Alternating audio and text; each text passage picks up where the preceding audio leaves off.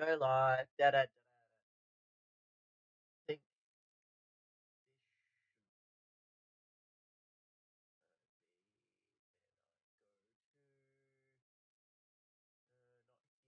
here. Come back across to the stream. And boom, live. Welcome everybody. Welcome to the stream. Thank you all for coming out.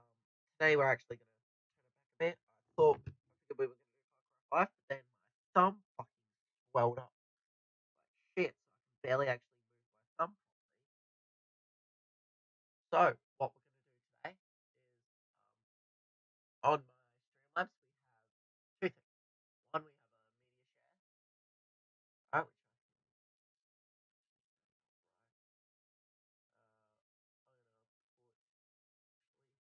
which I'm going to put just cool. All right. So yeah, chat.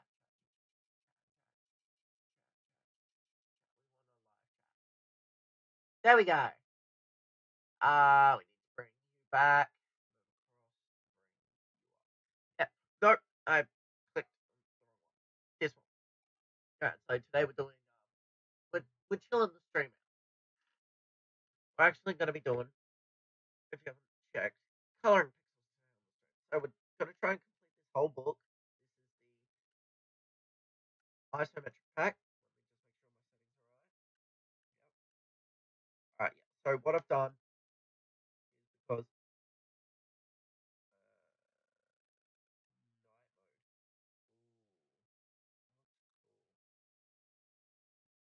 percentage, remove completed colors. 10 pixels,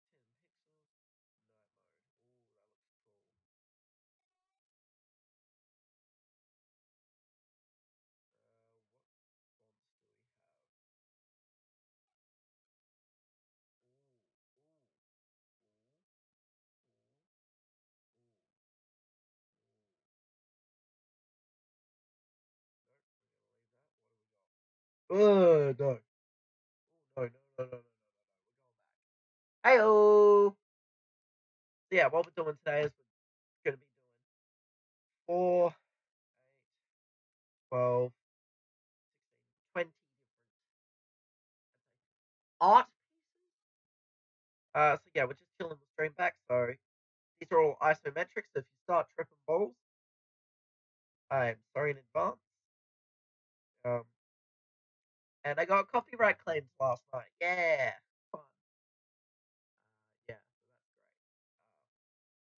so that's great. So we'll probably be doing this for the stream just because, again, my thumb is swollen from all this Far Cry gameplay from like the last 2 streams. So we're gonna just chill it out today. So media shares set up. Pretty sure it works. I did test, refunded my own donation. Pretty sure it works. So, the top link in the description,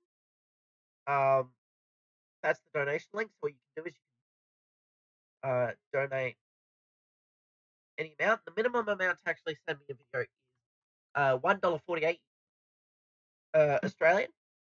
So it uses like the conversion rate because it's all in US. You can't really set it up in Australian dollars. But so yeah, you can send through like memes, video, like music, shit, just like anything you want me to see and play on, and just to be played on stream. You can send through to the first link. Your donation should pop up in the top left of the screen. Short like that.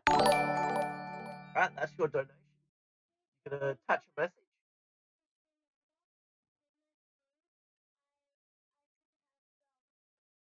But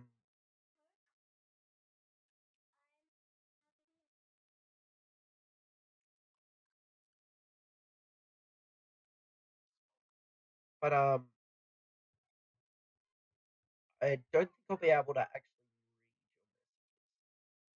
I may be able to go back through and read the messages, but you can attach a message to the donation link if you want. So I want to test it with Yeet because I'm white. No, just because I needed to test it. Um, yeah, so that's what we're doing today. A lot more relaxing than I thought I'd be doing. I wanted to finish Jacob today, but my thumb's sore and I can't actually move it properly. I was testing out my thumb earlier before the stream, trying to play Far Cry, and just completing a side mission just to push up some points. And I, I literally had to quit the mission, and it's like that. It's swollen pretty bad. Whereas if I did this, like it's all mouse. It's not really. I have to do anything. Like I don't have to press down on a fucking thumbstick for like 5 hours trying to run around in a fucking forest trying to climb mountains, fly helicopters, and shoot people, throw shovels at people. Basically, break physics to the point where it doesn't want to work. I have a feeling this is a pig, but yeah. So that's what we're doing today. So you can basically use this as a Q&A. Find out what's going on. Tell me about your life. How things are going for you. Basically today's just going to be a chilled out version of my other streams. And the first thing we did was a pig. There you go. You can see how it was done afterwards if you just caught the stream late. But all these streams are live on the channel, able to be watched afterwards. I feel like these ducks.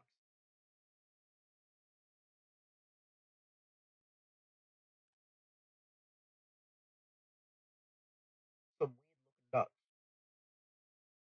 If they are.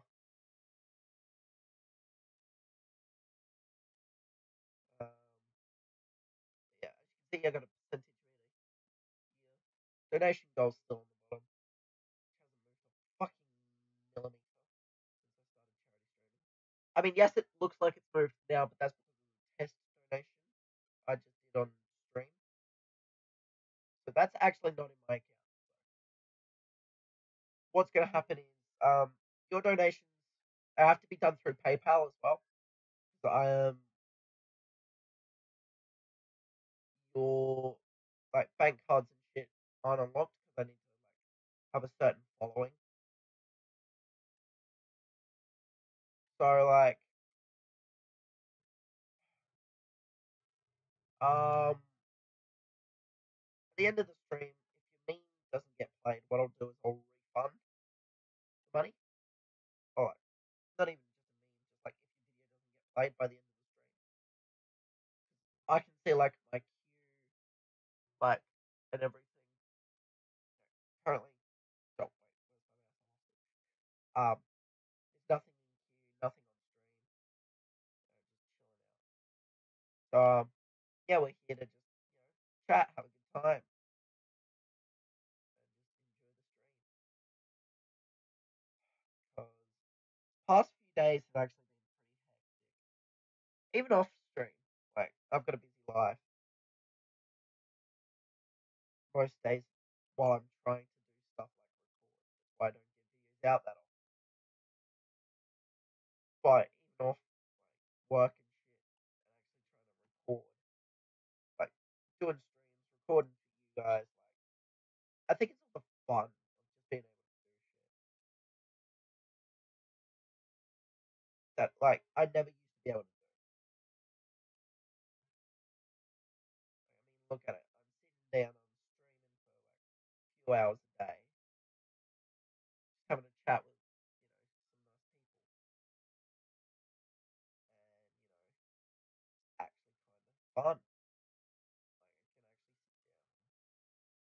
Maybe in the future, once I actually start building a better fan base, we can actually sit down and actually have some like decent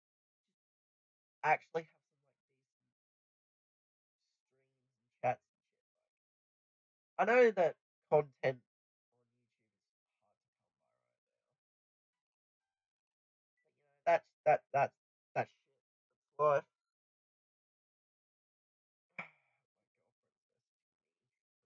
stream. Do I care? Nah. I was gonna put her on stream today, but I decided, but she didn't want to come on stream, so like, she went home early. She also wasn't feeling the best. Like, she was kind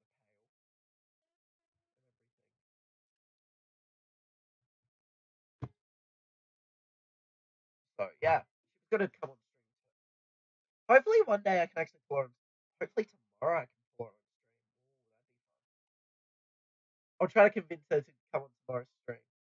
Cause I think it'd actually be nice if I can actually get a webcam and set up like a maybe do even a Q&A.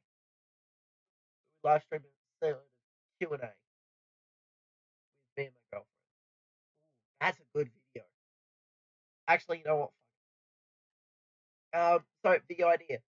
So sometime in the future, probably when we've been together a bit longer, still together by that point.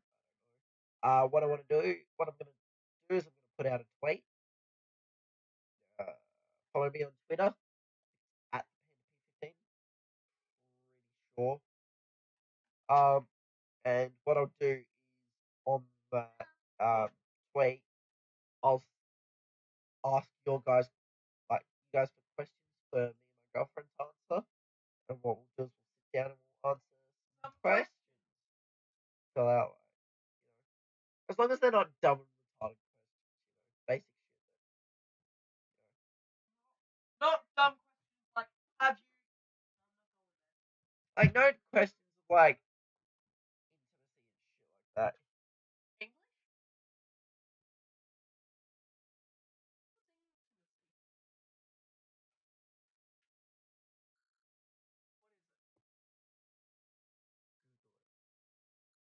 Alright, so that one's done. 2 birds. Alright, next. Ooh.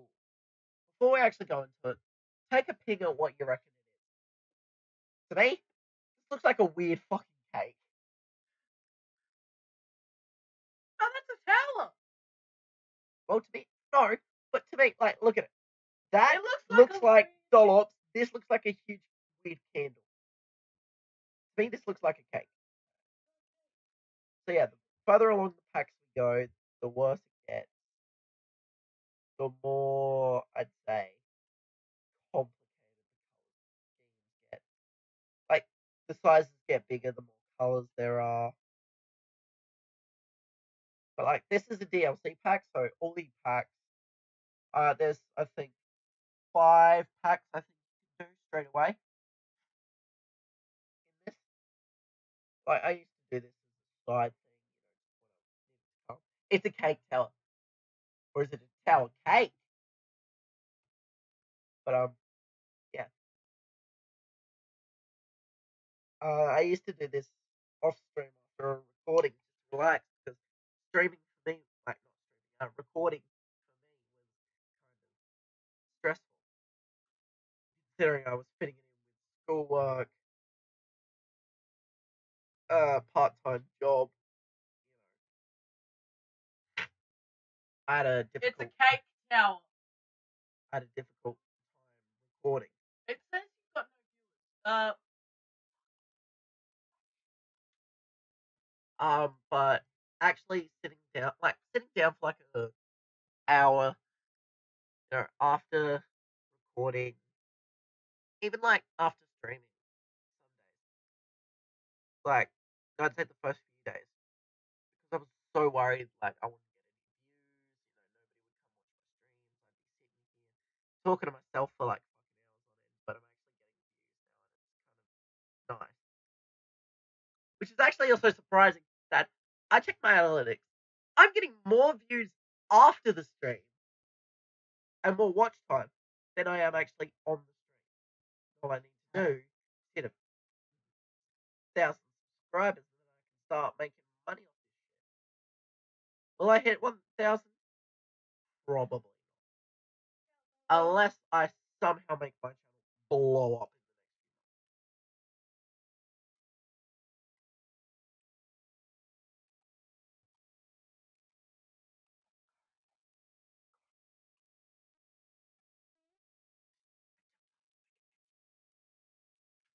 But like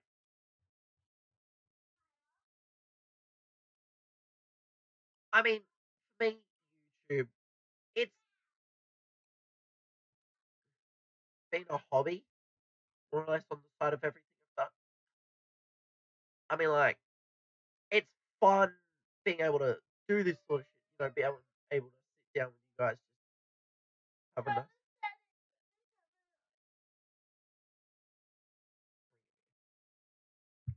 Like it's nice to be able to do this.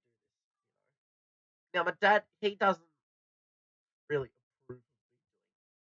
He thinks it's dumb that I just want to sit behind the screen and just talk to a camera. And I mean, like, look, I'm completely fine with that. Like, I understand, yes, it looks dumb, but like, it's a form of entertainment, and I'll get paid for it if I know what I'm doing and if I start doing things right. Now, I would probably edit my videos, make them look better quality. Do I have the time? No. Just like with my vlog series that I started to upload and should probably finish.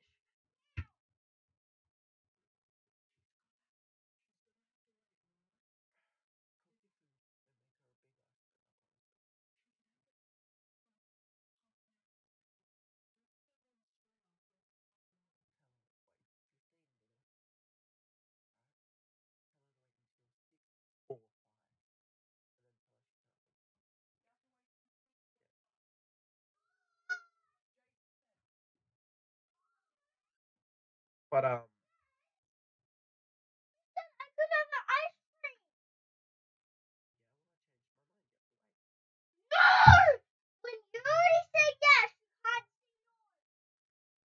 anyway, I think one thing that's nice about doing YouTube, and I think a lot of people who haven't actually discovered and done things on YouTube, is the actual sense of community and belonging, especially being like a content creator. Content creators actually get it the hardest. Like they get not only criticism, but like I can tell you right now that being a fan of Jacksepticeye, who's actually going to be my example in this, like he's changed a lot since I first watched him. Like if you remember back all the way in like 2014, 2015, like he had a nice cap, no facial hair, was very loud and obnoxious. And then he went through like his green hair phase, grew a bit of facial hair, was still loud and obnoxious. But now, like you look at him, and he's more toned back. Like he's got a full beard, he's got a little man bun. He's not as explicit with his language, I'd say, because especially with his Minecraft series. Like, don't get me wrong, Minecraft, it's a game you love to play and would love to swear at. When you're recording it, I'd say like somebody like Jack, who probably does pull like the younger viewers more than I'd say somebody like Vanos. Right? Like you can take a look at two different audiences, completely different audiences, like Vanos compared to like Jack. Like Vanos pulls an audience of more older people, and like don't get me wrong, his first few years with like GTA 5, Gmod, all that shit, I love this shit out. Now I don't really like him. Like his content, it's no longer funny to me. I think because I preferred like the Black Ops 2, like the original stuff. But maybe that's just me as a person. Like you see, I went through Jack's comment section the other day after he uploaded a video called Potato. Um, he went through the Jacksepticeye subreddit, which is huge at the moment. But I saw so many comments saying, get rid of the beard, dye your hair back green. And I'm like, but people change because sometimes you don't want to stay the same forever. Like, I think one thing that's broken with the YouTube system, and I'm sure people can agree with me on this, is us smaller YouTubers who are really trying to actually make an impression. Like just the other day, I watched this guy who's got over 1,000 subscribers. He's monetized, right? Like his videos, they're well done, well edited. You know, he's putting his heart and soul into what he's doing, and he's not getting broadcast as much. Whereas people like Jack, Felix, Mark, and people like that, Mini Lad, like KSI, people like that, LEA, they're all getting advertised heaps. Now, yes, they're big. Yes, they got millions of subs. I mean, okay, let's give a fair clap to PewDiePie who hit 100 million. Like the man, like he was just some small guy who just started playing games in his room, right? He didn't want to, like he was actually at university. Like I've actually watched his unboxing his 100 mil thing, and he kind of tells you how he got to how his journey started. Like, and that man, like, yes, he's been through his side of controversy before. We all know, but at the end of the day, PewDiePie's still PewDiePie, and like he's a content creator that seems ahead of his time. Like he was the first to bring back Minecraft. He was, the first for a lot of things. Yes, he's killed memes thanks to meme reviews, but it's worth the content. Now, I'm not saying PewDiePie's the best content creator. He's one of the best. So, like, he's a good content creator. He knows how to edit videos well. Well, I mean, his editors anyway. Sure. But like him and so many other YouTubers, like you barely even hear of. Like Mini Lad, for example. I didn't even know Mini Lad knew bloody PewDiePie. I didn't know that Guy Nogler knew Jacksepticeye. There's all these people I didn't know who knew each other, and then when you realize, like, once you get big on YouTube, your circle starts to kind of become close. Um, and that makes that actually is kind of scary. Like the group of friends I have at the moment, like I love them dearly. They're the best people I could know. But once you start playing online with the same people, like they may replace your current group of friends. And I think that's the scariest thing about becoming big on YouTube is, having to change your whole lifestyle. Like, I mean, I get why people like um Minilad move to America and shit, 'cause they need to expand. They need to get out of home. But like other people who were born in America get the luxury of being able to, move out of home somewhere close to home, right?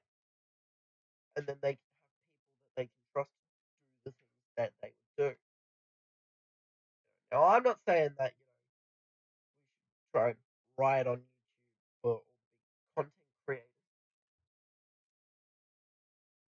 but I think that YouTube needs to take a long, hard look at themselves and figure out like what's going on. Because like I feel like content creators such as myself struggle. Like I've been struggling for such a long time. Like ever since I put up a FNAF video, like when FNAF was popular, that actually got over 100 views, and I was lucky. Like I lost my mind when I checked that like the next day and saw 100 plus views on one video, and now I'm sitting here, a few years later, still with that video on my channel, with less views, like with the same amount of views, but everything else is pulling less views. Like my Black Ops 1 videos used to pull 30 odd views in the first part of the series, but after a while they just die. And I think it's because YouTube doesn't see that the smaller creators allow the biggest creators to thrive. You see, I've heard stories where a small creator such as we'll use like PewDiePie again as an example, just did dumb shit on the internet and he made his own fame. PewDiePie.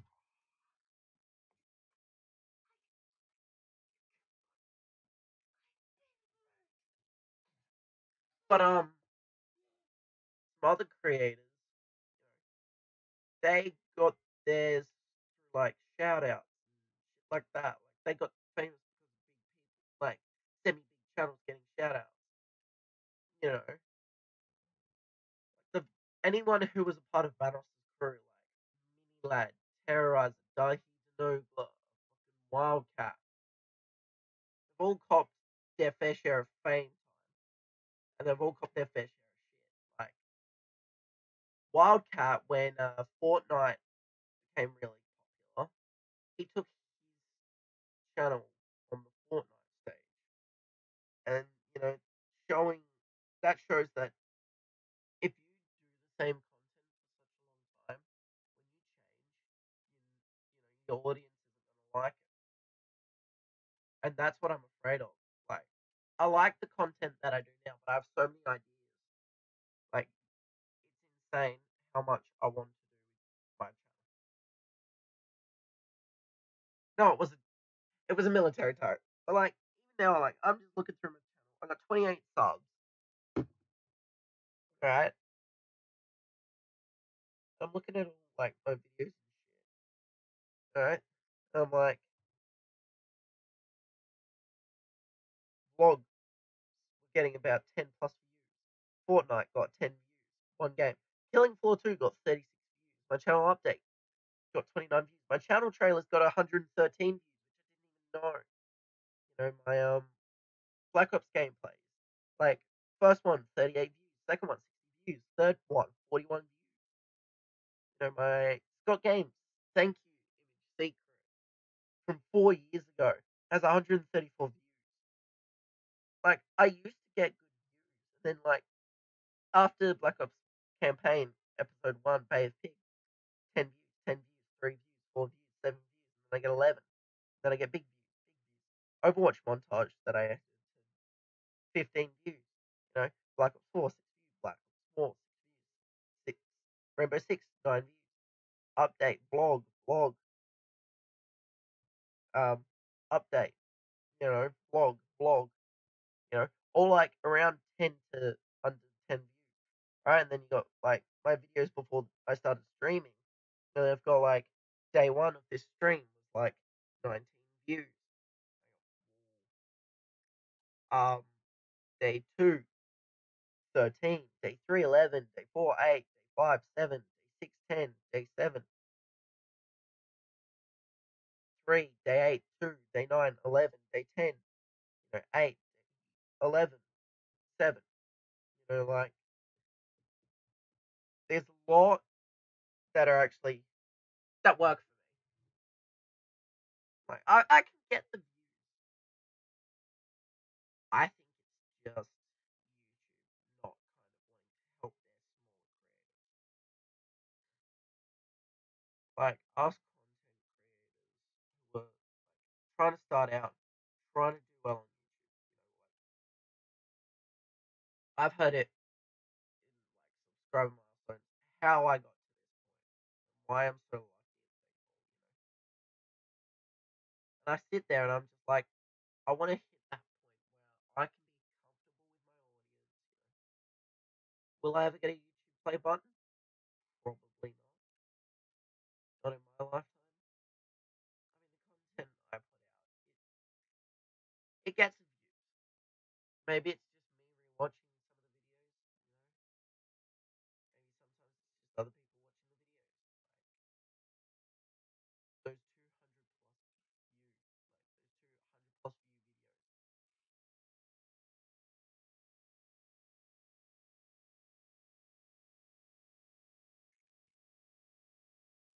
Like those 200 plus views, like it's amazing to see that a small community can still help such a small start can help make such a big community. And I think that like even though I'm sitting on 28 subs at the moment, like before I started this I had 23. So I've gained 5 subscribers since I started streaming, which I'm pretty proud of. I don't expect anything from you guys. Like, you guys are amazing to me as a community, as a fan base, and as a support. Like it's amazing to some days wake up and see comments on the video. I want to see things that say like, here's how you can do better. Or here's like you did well on this, but here's like maybe try this next time. Stuff like that. Like that's what I want to see. That's what I want from like you guys. I like you guys. Like you guys mean so much to me as a community. From a creative standpoint, I couldn't have asked for such great, like such a nice community. Yeah, we muck around and shit in some of my comments on old videos and shit.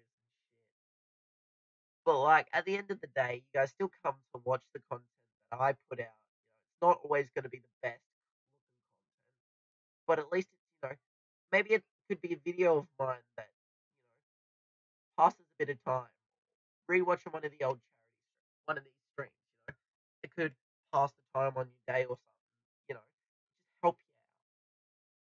Like, even if you just come back to like this stream of mine and you just rewatch and re-sit down and re-listen to everything I'm saying, maybe it could inspire you to do great things. I don't know. Like, YouTube for me, I'm pretty sure I've said this already, but it's a hobby. It's not a life. It means a lot to me to be able to actually do something like this. Have the equipment to be able to do something like this. It's not just I take everything for granted. Like I'm for each subscriber, each viewer, I am so thankful because it means I know that the effort I'm putting into you guys is actually getting returned somehow. Now, however that gets returned, whether it gets returned by like, you know, comments, more subscribers, shit like that, it don't matter. What matters to me is just making sure that you guys have content that you can enjoy.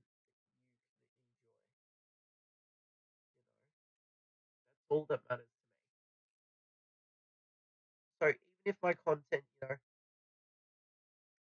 it could be the worst filmed, edited, commentated video, but if it gets you through like time and it just helps you to do something in your day, that makes me proud.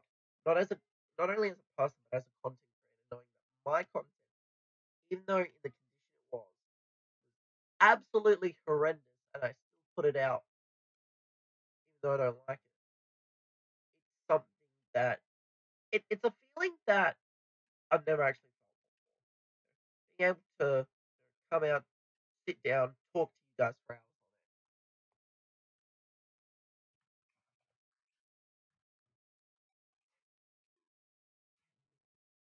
Like it's amazing to be able to have these opportunities, these moments where I can sit down, I can kind of express my feelings and my thoughts to you guys, kind of while I'm streaming. And I want to be able to do that more often. Like, I want to be able to sit down and do this and just like have a maybe a Q and A session with you guys for one day. Maybe just just chat. Ask what you guys want to see in the future. Content that you think would be interesting to see. Like that's what I want. I want the feedback. Like your guys' feedback means so much to me. Like I remember when I actually had somebody come up to me after watching one of my videos and he said, "That was a great video, man, but here's what you could do better." I remember that, like sitting down, thinking about it, and being like, "Why am I so happy that this guy told me to do that? Like that I could do better?" And then I realized it's not that. It's the fact that I had an opportunity. I had somebody who would watch my content and wanted to see me do better. I don't know if this person's still even watching, but they mean like that started something to me. To me, that started like I wouldn't really say a revolution, but it started a train of thought because like this isn't even the greatest content I can provide, but this is the content I can provide considering my situation. Considering that I have a swollen thumb, I can't actually move it properly. Like I'm taking into account my health. I don't want to push my. I've heard YouTubers who have been like, "Oh, I got to take a break for my health and shit." And I'm like, "Yeah, cool. Don't bother me. Like, you can go away. I can watch your old videos. I don't care. You can put out new ones. Won't bother me." But I don't want to be that kind of content creator who's like 6 months in, big audience, doing really well, and then all of a sudden I need a break. That's why I don't upload basically daily or on a schedule. Like I upload if I can upload when I can. In the vlog series, I should probably finish uploading, but I haven't had time because I've been trying to sort out the next stage of my life. Like my life, it's about to take a turnaround. I'm about to get a new job. I'm about to like make a lot more money than I actually do. I'm gonna focus on actually getting this new job. I gotta make sure that I set myself up so I'm financially set for the future. I'm going away in March. You know, I've got so much to do, so much to organize. Then we got like the holidays like Christmas, New Year's, my birthday, fucking Australia Day, you know, all the shit in between. And at the end of the day, I'm just like, if I can, like this holiday that I'm currently on, not really currently on, but like the annual leave that I'm on from break, like it's great to be able to sit down, chat with get everything that's been bugging me, everything that I've wanted to talk to you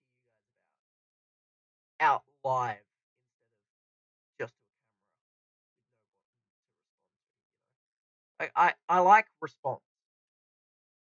Like any response to me, feedback is the most critical, is the most poetic form of response because it expresses not only your opinions, but your views, your values, your shit as a human being.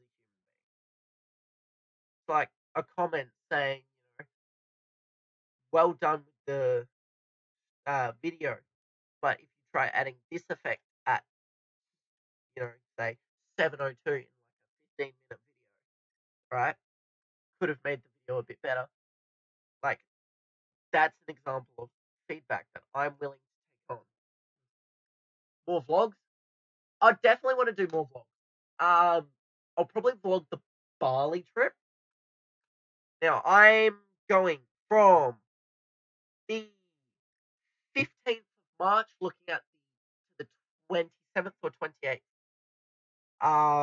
Don't actually know yet because my flight, the flight that I'm supposed to be on to get home is on Bali's thing known as Silent Day, and the airport's shut on Silent Day, so we can't fly out. You're not allowed to leave your room. So I'm basically going to be stuck. So there's no vlog for like Silent Day. What I could do is, I know I'm definitely going to want to vlog my first tattoo.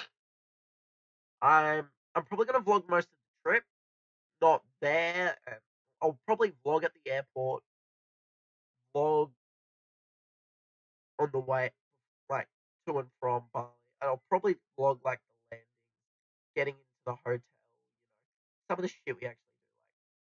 Like, I want to, basically, for me, vlogging is like I can show you guys what I get up to without actually anything happening. Now, actually, I could even probably set up a live stream for my tattoo. Sorry, I'm just thinking. My brain's working overtime trying to think of ideas. I got a lot. I got a lot. Again, I said earlier, I got a lot I want to do, but I can't do it yet. Now, I'm sure there's like at the moment I'm sitting on a basically gaming channel with vlogs somewhere in between. But is there some other form of content apart from like vlogs and gaming that you guys want to see, like maybe I don't know Reddit videos or shit like that? Just something like those were examples. Like something you might want to see, something that's different, something that could expand the channel's content that I could probably do a bit more often. Like that'd be something. Is there anything kind of like that that you think might even be worth sitting down, like not really sitting down, like brainstorming ideas, what to do, filming it. Like I want to actually do a lot with the channel, but I don't exactly know what to do. Like there's a lot of different directions I can take the channel. Reaction vids. If I can get my webcam, if I can get a webcam actually set up, I'll probably and actually set up like a capture for YouTube. What I'll do is I'll set up, or actually, yeah, I'll set up. I could try that reaction vids. Some reaction vids I could probably do.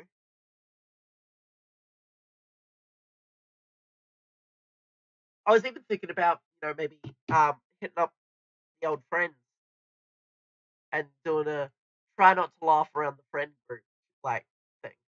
So like a real life try not to laugh challenge. Especially because one of my good friends, Aaron, is a basically walking try not to laugh throughout most of year 12. Couldn't sit in the same room as Aaron because I'd start laughing at the dumbest shit, especially in maths.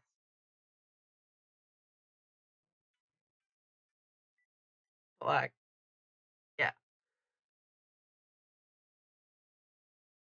So maybe I could do that, maybe like maybe when I see them next, what I should probably do is like vlog the whole day. When I see the crew next.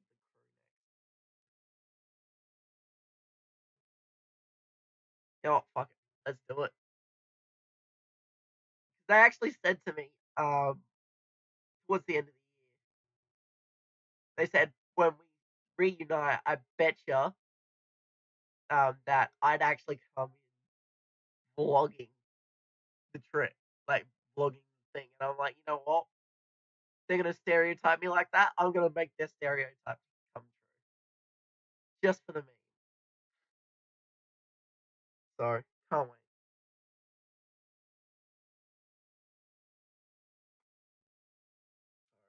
I'll have to after stream. I'll probably bug them. See if I can organize a catch up. Now, Lily, I know you're in the stream and you're also in the Discord where I would probably mention this. Don't tell a single bloody soul about this, please. Because if I actually go ahead to vlog this trip, like just a day where we hang out, I want them to be surprised.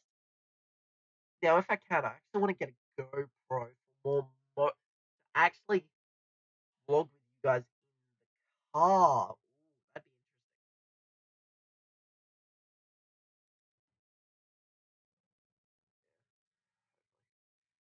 interesting. I was thinking when I actually first started this channel, do I want to show my face like when I hit a certain subscriber milestone, or do I just not care? But then I realized as soon as I wanted to vlog shit, I'm like, oh wait, that means my face will be leaked. I can't really vlog anything. And then I sat on the idea of like, do I do a face reveal? Do I do a vlog idea for a while? And then when the actual trip that I took for the vlog came up, I'm like, you know what? Fuck it.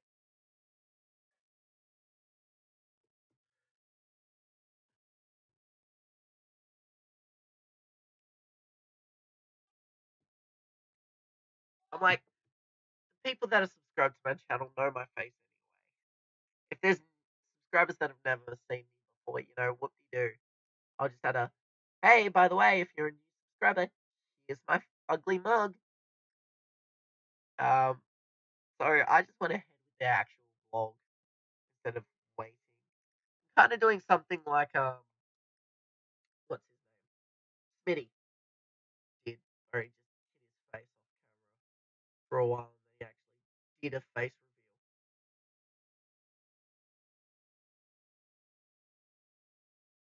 Because, like, I think the thing with mine when I wanted to do a face reveal was I wanted to do it in my circumstances under my conditions. I didn't want to just throw my face out there and be like, "Hey, what's up?"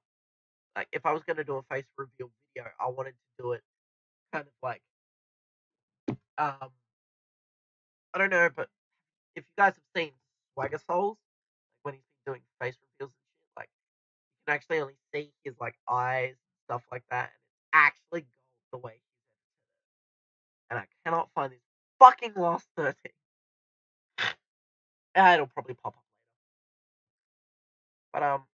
But like Swagger Soul's face reveal is kind of the way I wanted to do it, where it's like I get a bunch of my friends in, to script it all out, write out like a story about my face reveal, and then post it to like when I've got a big enough channel and let my community try to figure it out. And did that go to plan? No, because I'm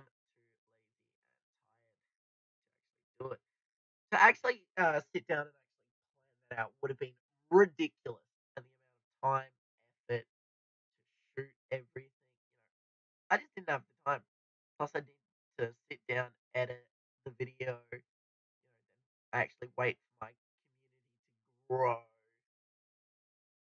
So, I mean, I'm just like, if I just throw out a face reveal now, most people who are subscribed to my channel will probably forget it in a few years. Actually, when my face matures, because I still look like a small child at times. Not now, because I haven't shaved in like weeks. But like a face reveal video would be kind of planned out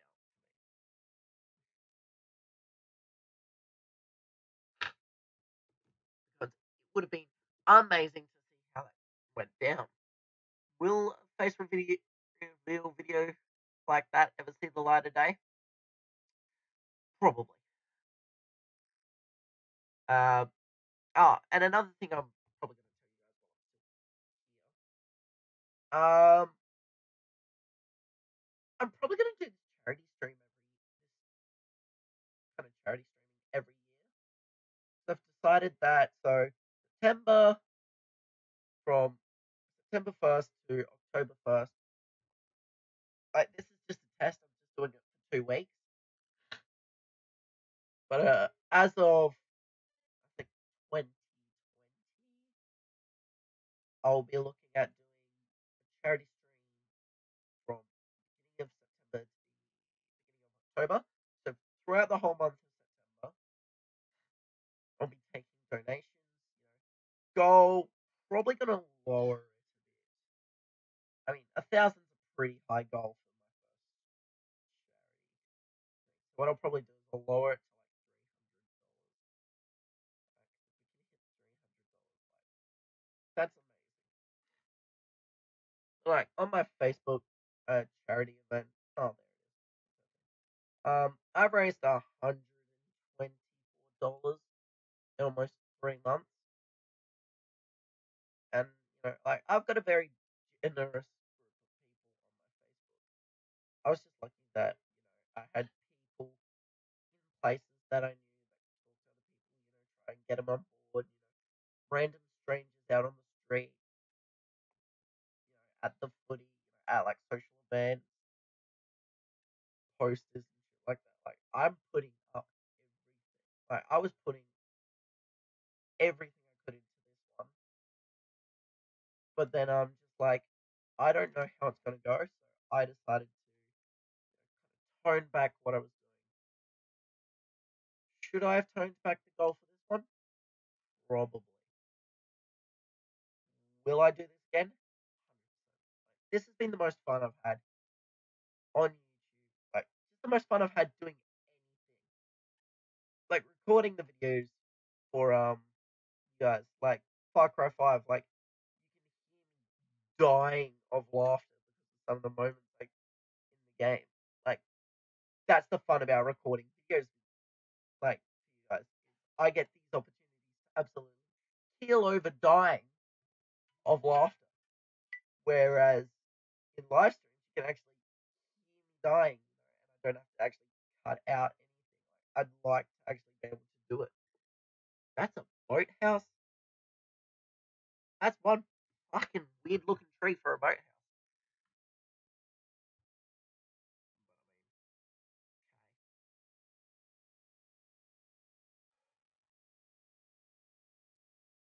My eyes hurt just from looking at this.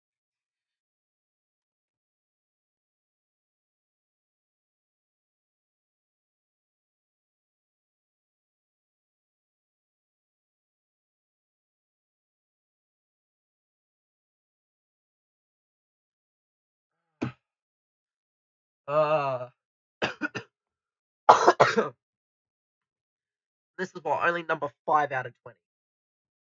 I'm going to shoot myself.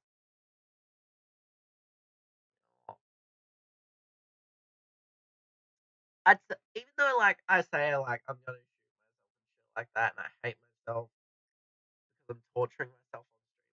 Like I'm enjoying this. I'm really enjoying this. Like sitting down, streaming, having people in chat. It's a different vibe. Ever since I started streaming, I felt different. There's something that I think streaming does to a community and does to content creators more than it does actual recordings. And I think it's because you actually get the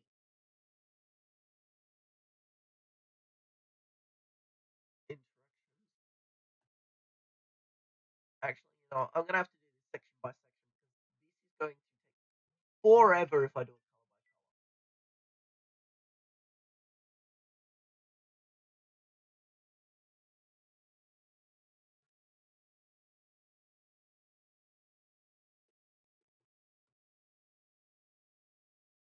Like, I think one thing that is amazing is the way the community comes together on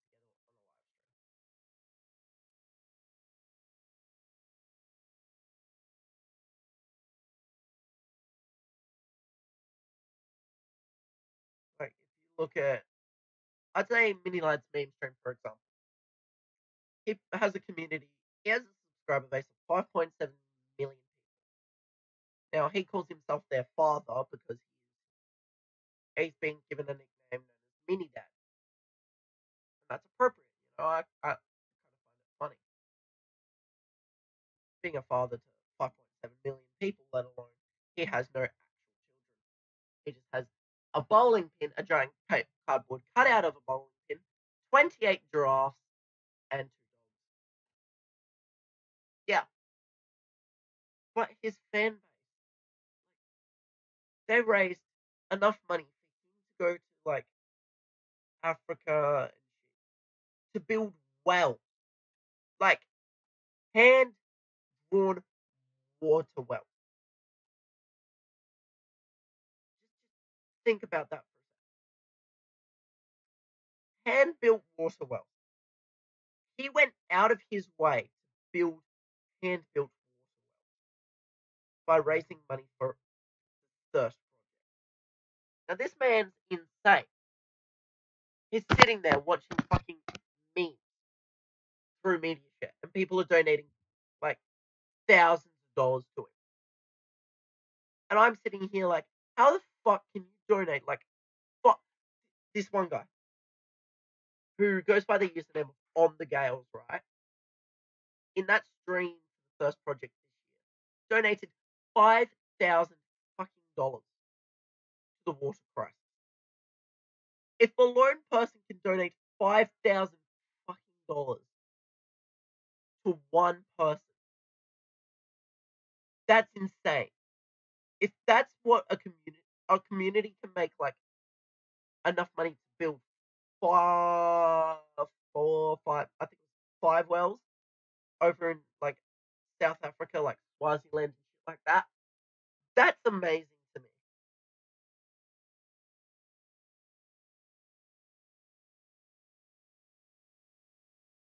Right?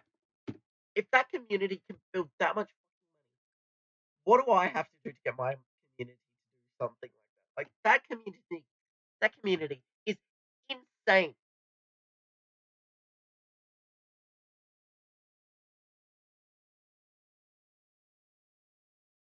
It's amazing to hear. Like, I'll give props to Mila. Like, that man, he's well, on tour, technically.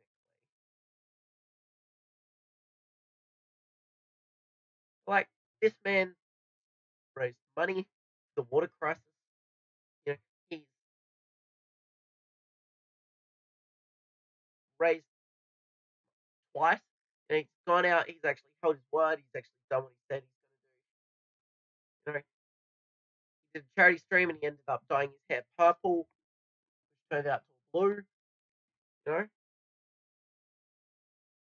having that outreach is amazing to me, and it's inspiring.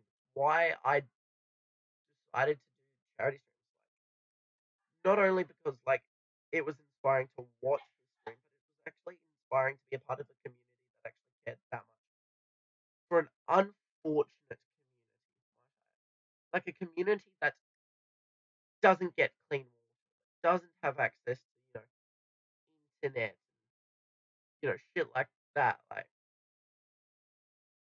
it's amazing, and it's so heartwarming to see that somebody as small, like as big as Mini Lad, has a channel outreach and a community that is so well built. Like being a part of that, like it's amazing to see. Like I wanted when I actually sat down and I told my parents like I was doing this. My dad's just like, "What's the point? Nobody's gonna watch." I said to him, "But you don't know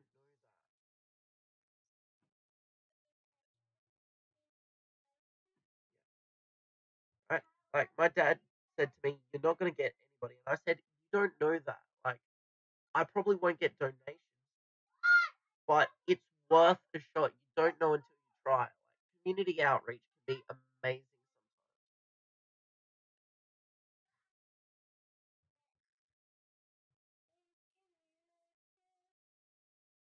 and it's like amazing to see how some communities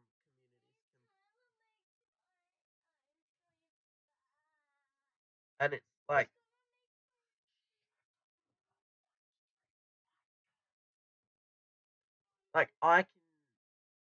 I get inspiration from watching like the Gaming Lemon inspired me to find some content that was funny, dumb shit like Far Cry 5, where like you can throw shovels at people and kill them. You can lodge shovels in whatever you want. Like he inspired me to find dumb physics games where I can just muck about. Jacksepticeye and Markiplier and Minilad all inspired me to actually do YouTube, not just like be somebody sitting around on their ass. I want to actually contribute to the online community that I'm a part of. You get that stage in your life where you think you want to try things,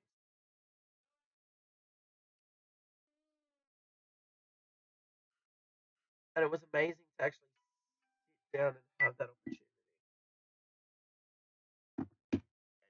Now that I'm actually being able to sit down and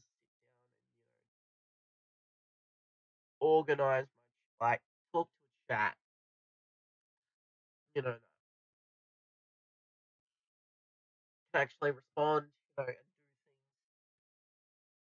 Like, it's amazing.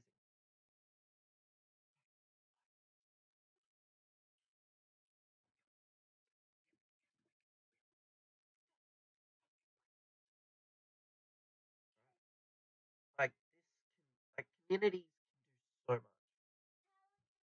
Like, I know that, like, the parry being a football player currently at the end of the season, like seeing the community for like senior football players. Like, I play with blokes, it's like 30, 40, 50, older blokes, most in their like late 20s, heading into their early 30s. And I'm out there on the field, fucking 18, playing with blokes, older, more experienced and shit. And the community and the sense of belonging I felt that was insane. And that's what I crave, like the sense of belonging in like a community, a group of people, in like not just anywhere, but just places where I know that I'm accepted. Like,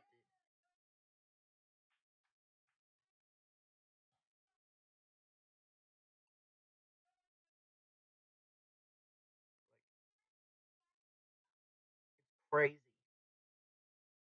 Like, I don't expect anything from like being a part of a community is just great enough. And I'm sure you can agree with that. Like, there's some communities which you're a part of, and there's like the toxic side of the community, and I know, like, I said that before, like Jacksepticeye's community, where they want him back to his old ways. And I know, like, Mini Lads had that phase where his community was like he tried not swearing for a while. I'd say for like a whole year combined, and he just gave up because, like, even though, like, the non swearing for demonetization, like, I see Vanos' videos getting like monetized. I see, like, all these extremely coarse language videos monetized, like excess blood. I'm talking like really bad stuff that, like, not even my 6-year-old sister should be watching. Getting monetized, fam for family friendly content, right? And they're trying to push family friendly content onto their main YouTube, right? But there's a kids YouTube. Why? What's the point? Like, I understand that YouTube wants to make their base platform non-controversial, but if you keep pushing your content creators away, they're going to find another platform like Twitch. I know, like, Twitch, you make your money off like donations, subs. I did all the research into like Twitch streaming and everything, being a Twitch streamer. Like, and I know like how the payment system works and everything. And I'm like, nah, fuck that. Yeah, I get a secure salary from some people, but having an unsecure salary from like other things is just insane. Like, even YouTube with the demonetization, like, there are people out here who are trying to pay off their mortgages and shit like that. Like, I know Mini Lad, he recently moved to Portland, Oregon.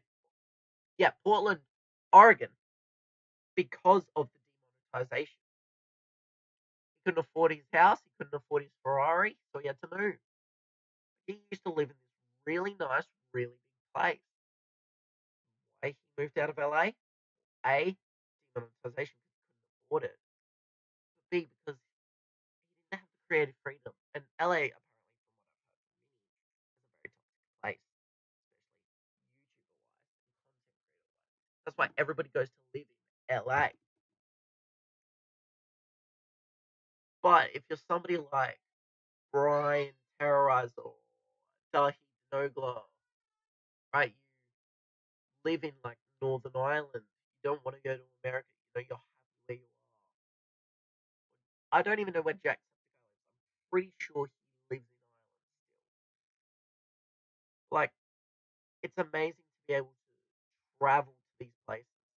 And I've heard YouTubers say it many a time. I'd love to live here, but moving here is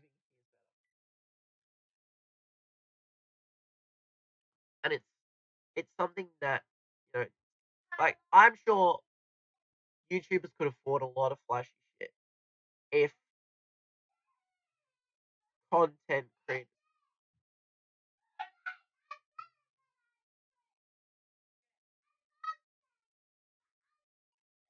right?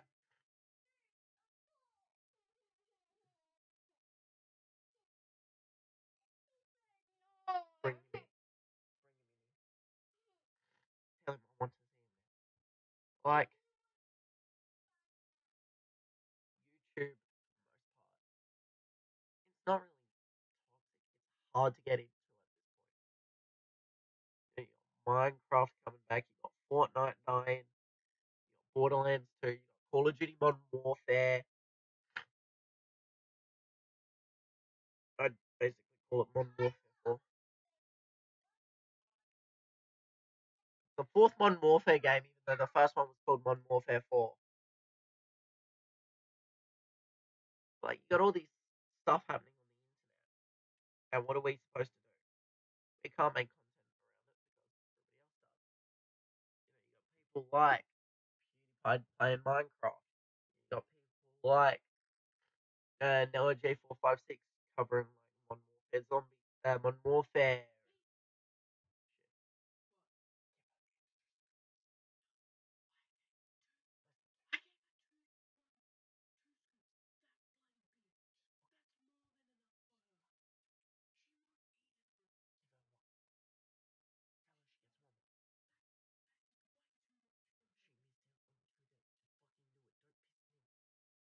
Like, I think one thing that needs to be looked at is I get that the big channels get promoted.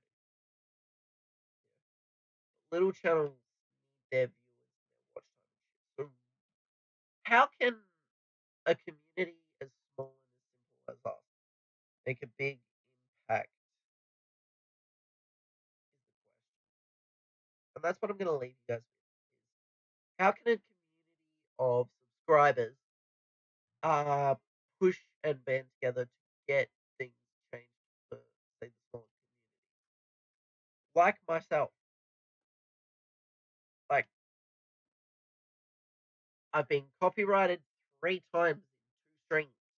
I've been, you know, I've had all my monetization possibility completely wiped off the face of the earth. I've suffered a lot thanks to YouTube's reach.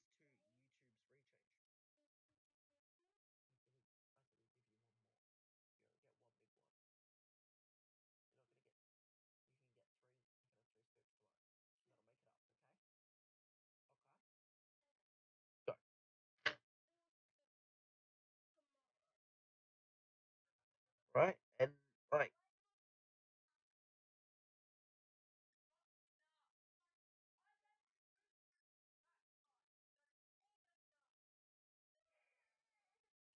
there we go. Enjoy my waffle box.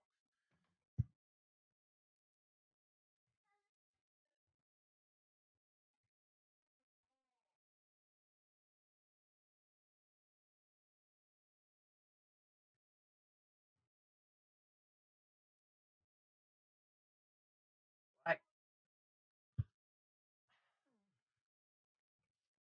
I believe that a community can make a change, but it depends on the community. Oh boy, what are we about to get into? Hurts my eyes already. Jesus. Fuck. Again, we're probably gonna have to take this section by section. Up the top, actually. Yeah. If we do this section by section, right, then we can actually set out a baseline of objectives.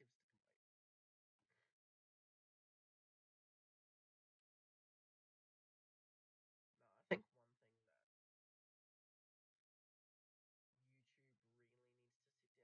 about is who they're monetizing. I've seen people like I wouldn't really say Logan Paul. Like maybe Logan Paul in his first year and a bit, you could say. But it's more or less people like uh you know, what am I trying to think of? People like the Jalal, all these Frank they're out hard, honest working people out there. And I've even seen this with Facebook monetization. You can make money off Facebook videos now, right? There's this guy on there called Kristen Anby, right? And he fills his video with bullshit. Like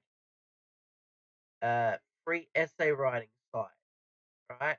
And he gets money. He bullshits his videos to be 3 minutes long, and if your video's 3 minutes long on Facebook, guess what? You get the dollary dues. Well, for me, you should get the dollary. Fuck off. Fucking bullshit is what it is. That honest, hard-working people like myself don't get monetized because dickheads like Kristen Andy on Facebook get monetized for adding like fucking essay writing shit like EDU Buddy. You got fucking people like who's a good example that I could pull? Oh fuck it, we'll go Logan again. Logan Paul. He and Jake Paul, like they became controversial, still got monetized. Bought fucking a house thanks to fucking small children. Pay like watching, subscribing, probably donating, becoming members and shit through their parents' money. Now don't get me wrong, like Jake donated some of his money to charity. Like, and if you donate some of your own hard earnings to charity, right, that's okay in my book. But some of the shit they've done, like, it's ridiculous. And sitting down, being here on YouTube Live, right, fucking trying to make money, trying to make views, trying to raise money for a good cause, and what do I get? No monetization, no promotion from YouTube. You know, I'd probably head to the live page right now. I'm not even on fucking trending. I'd be at the bottom of the fucking list of fucking people live on live YouTube, right? Because apparently people like Logan and Jake Paul and fucking shitty content creators. Now, I'm gonna admit, Logan's pulled his finger out in the past few months. As somebody who watched his content while he was controversial, right? I wanted to see what the controversial rage shit debate was all about. His content was pretty shit. The last video I actually watched was his video on the rematch between him and KSI. Actually sitting down and watching that, I can understand that, like, yes, he's changed. He's not perfect, but he's pulled his finger out of his goddamn ass, had a long hard think about his life choice, especially with the Japanese forest. Those of you that know, you know. Those of you that don't, well, just Google it. But like, it's good to see that people can change, even though they did some dumb shit. Like Logan's finally fixed himself. He's finally making himself a better person. Whereas you get people like the Jalals, Kristen Handy, toxic people who just make money off of fucking shit like YouTube, right? If you want to hear more about people like this, I suggest go checking out Marcus Dibble. He is a fucking legend. Australian born and bred. Fucking shame, right? But he provides the truth, a lot of the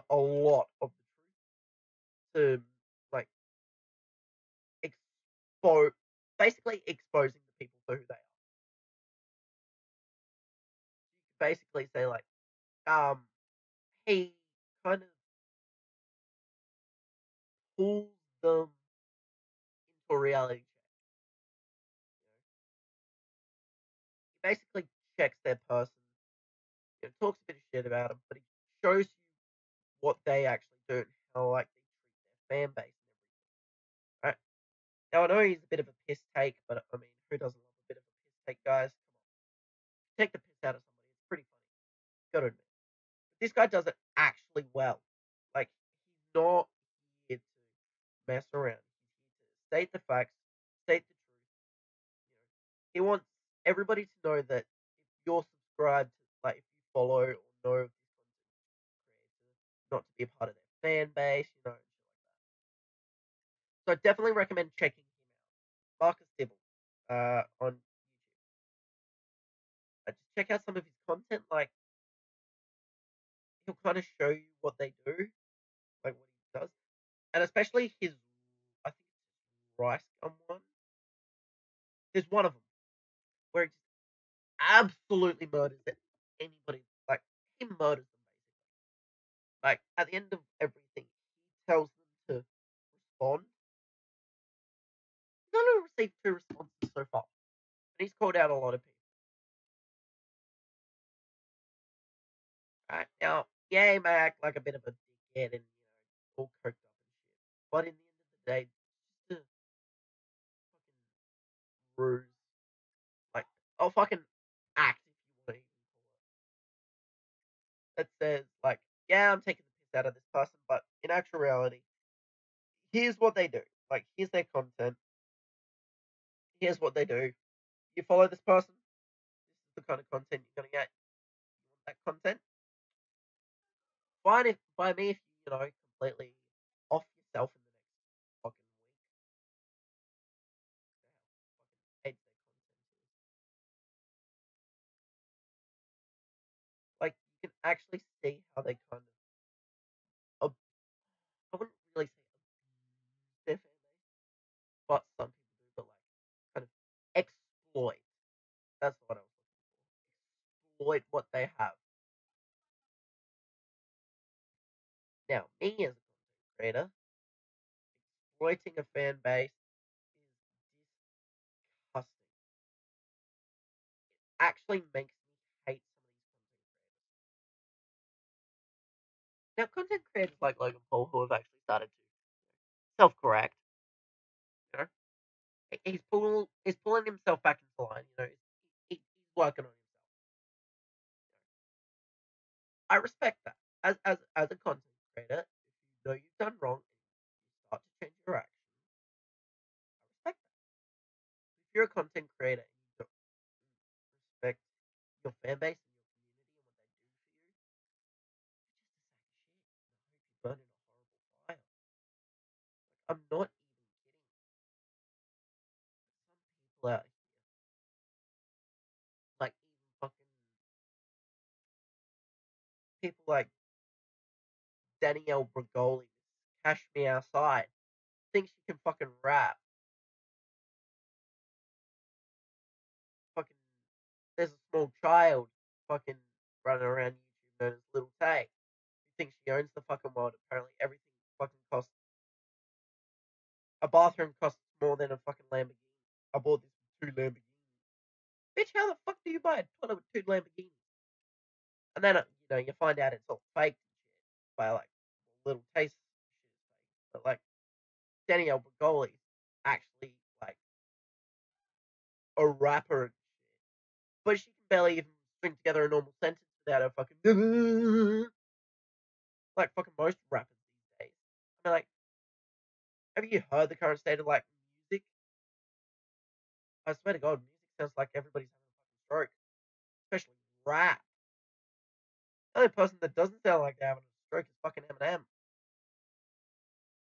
I swear, like, Eminem is one of the last big rappers that's fucking normal. Fucking Takashi 6ix9ine. Who the fuck calls himself 6ix9ine?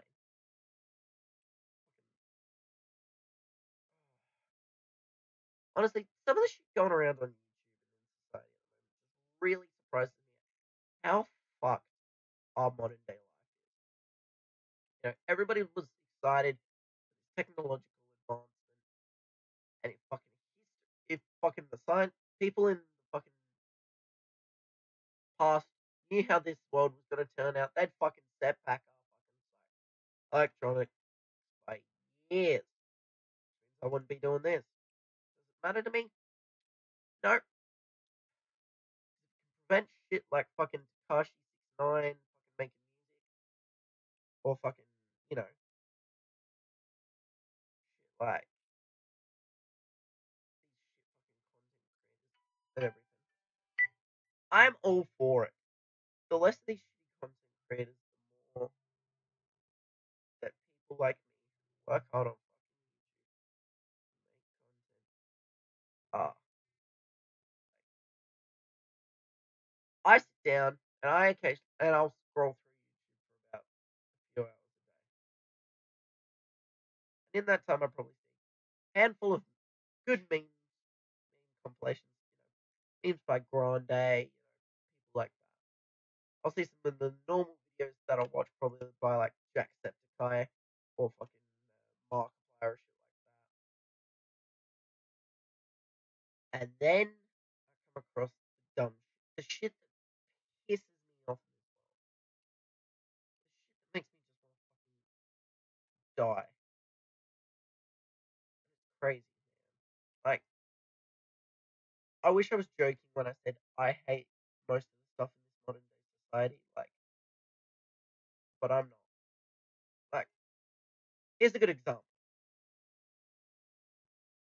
Now, I'm not out here searching for hate or controversy or shit. I just want you to understand my point. Gay people, alright? If you're gay, I don't care. You can be gayer than the fucking rainbow that I'm fucking making right now. I wouldn't give a shit. What I do care about, and I think what pisses me personally off about certain gay people, now I'm not saying all, I'm saying some, is they believe they're entitled to everything, right? Like, there's some gay people I know who jam the fact that they're fucking gay down my throat.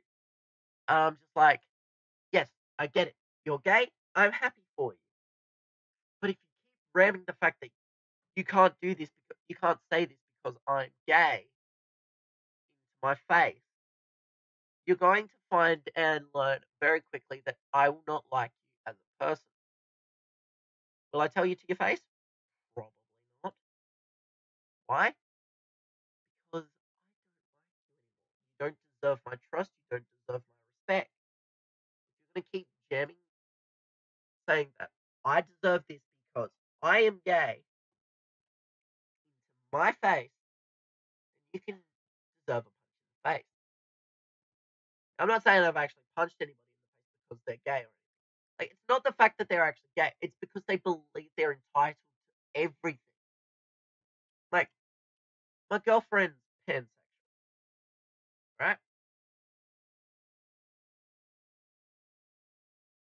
Now, I make gay jokes all the time. Even before I was dating her, I made gay jokes. I hang out around a lot of gay people, and they think some of the jokes are actually pretty funny. What I don't like is when I'm actually out making gay jokes with my friends, and then I have somebody fucking pull me aside and snapping at me. Like the other day, I was out getting stuff, and I saw an old friend, and I was, we're having an old casual old chat, and I was telling them like, oh yeah, like my girlfriend's like kind of semi-gay and everything, and they're like, oh, that's cool and everything. I'm like, yeah. And she's like, you gay? And I'm like, no, she hasn't turned me gay yet. And then I made like a gay joke because like I think it was like Oh yeah, it was a joke along like the lines of if anybody were to turn me gay, it would be that person, right? But because this person, like somebody overheard me, and I think they like know, like, don't really know the person, but because they follow them, they're like, "Excuse me, you're not allowed to talk about that person like that because they're gay." And I'm like, and you're allowed to talk about straight people like they're a sack of shit because you're gay. She's like, yes. I'm like, and you, my dear, can go biggity fuck yourself. Because personally, I believe if you're gay,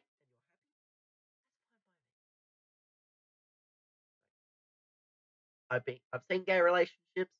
I know people in gay relationships. My girlfriend's been in gay relationships, and before I actually was dating her, and I've known the people I make gay jokes about them. They're fine. You know, maybe they're my friends. I make gay jokes about them in public when we were hanging out with a group, and I got yelled at by some bitch, but then but I think it's just everybody's turning into such a fucking snowflake. You know how you say if you press coal hard enough, it'll turn into diamonds? Put enough pressure on coal, it'll turn into diamonds? Well, this fucking generation, press hard enough on them, they'll apparently fucking jump off a cliff, fucking shoot themselves. Brings me to my next topic, suicide. Now, don't get me wrong, suicide, it's bad, man. But I think what's caused by it, and I know, like, depression and shit. Yes, I know, I've been there, I've been through that phase. I went through the depression, suicide, wanting to kill myself shit. Let's not go on a rant here, otherwise I'll get fucking sidetracked and talk for hours on end. What I'm trying to say is why I think the rate of suicide is so high. Um, if you've noticed over the past week, there's been a lot of talk about suicides, mass. Uh, if you've noticed over the past few years, there's always been talk about suicides or mass shootings. Now, there's two things I want to cover in this. Not really suicides and mass shootings. How they both kind of work with social media and the internet. I personally believe that suicides are more common in today's society because parents are too helicopter, too protective. I get the world's a scary place, but until if you remember, I'm not sure if any of you have been told this, but if you get the opportunity, ask your parents about life before you. Ask them about what was life like before I came along. Like, how did you guys deal with bullying and shit like that? And then listen to how hard the real world is. Even today, it's still hard to live in this so-called real world. I mean, I'm sitting here now behind the desk, clicking a fucking mouse, filling in fucking colors, talking about how hard the world is. Now you can call me a little bitch or a pussy or whatever you want to fucking call me. But fact is, I've been out in the real world. I know what it's like to be outside of your safe space, your home, your bed. I work days in, days out. I put hours of blood, sweat, tears, vomit, bodily fluids. I've my body's been battered, abused, bruised beyond repair. I've lived a pretty hard life because my parents luckily had me when they were young. They didn't protect me. If you want to survive in this world, you've got to grow up. And I think that's one thing that most generational parents do. Now, I don't know about y'all. Plan on having kids. Teach them this.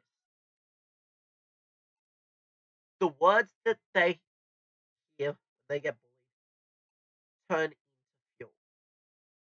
Back in high school for me, when I was getting bullied, I used words of abuse and bullying as fuel, as my inspiration to drive me to prove to that person better. that I was better than them, that I was higher than them, that I was stronger than their words. Now, I'm not gonna lie, I've been told to kill myself, and shit before. I've been through that. What annoys me is the fact that there's parents out there in this world fucking protect their child. Like, they like the world's gonna fucking murder them as soon as they turn 18. What do you think so many kids, right, don't get anything out of life anymore? It's not because video games. Yes, video games are taking away time and being the person talking about video games or playing a fucking video game. But that's bigotry. That's bias. That's bullshit. Whatever you want to fucking say. Fuck up. Fact being fact, video games were provided as a form of entertainment to pass the time. Now, being an 18-year-old in this current millennial society, I could barely say a fucking word. I could insult the shit out of anybody I wanted back a few years ago. Before everybody started becoming politically correct. Political correctness is our weakness. Now, I'm not sure if anybody listens to the radio anymore. Ooh, ancient piece of technology that most millennials will have never fucking heard of. But on the radio, whilst taking my brother and my younger sister, who are 14 and 6 by the way, I came across this piece of news from Andrew Costello, or Cozzy, from South Aussie with Cozzy. Now, up somewhere north, there is a teddy bear fence that he started a little over 2 years ago. That's being taken down because of complaints. And I said to my siblings, I bet you because of political correctness, the whinging and the bitching from the community. And you know what he said next? It's being taken down due to complaints. And I said, this is the power of the millennials. Look at all these kids that went on strike for climate change. Ooh, the world's on fire. What do you mean?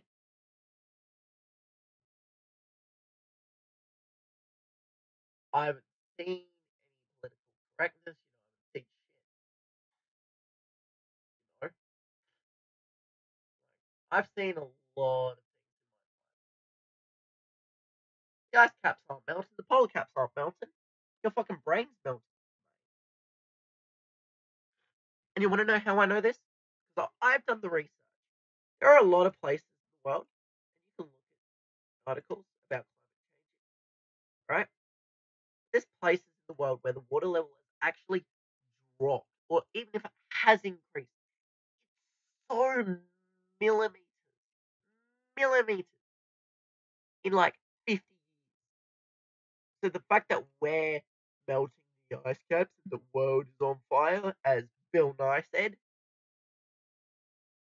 it's all bullshit being fed to you by the media, trying to get you to save the planet before it's too late.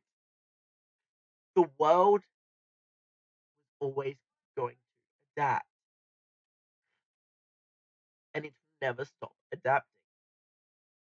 It's adapting to its conditions. It's surviving. The planet is refeeding itself.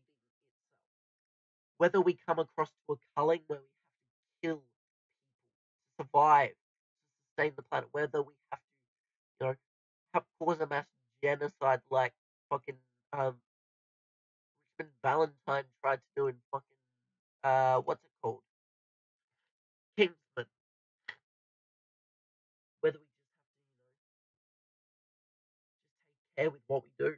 No matter what we do in this world, the world will always be adapting. The earth is like an organism. It will grow, it will adapt, and it will combat anything. What do you think plants and people and buildings and everything people are adapting. The planet's adapting. We have to adapt to this new climate. The planet was always going to get hotter, whether that be because the sun's increasing in temperature, not because we're outputting actually more carbon emissions. Because the amount of I know the Amazon's on fire, it's sad. Like the amount of shit that gets put out is ridiculous compared to like these trees that we have taking more oxygen than we produce carbon dioxide. So if you're telling me that the world's on fire, then you are smoking some big old cones, my friend. That was a Penrose staircase. Ooh,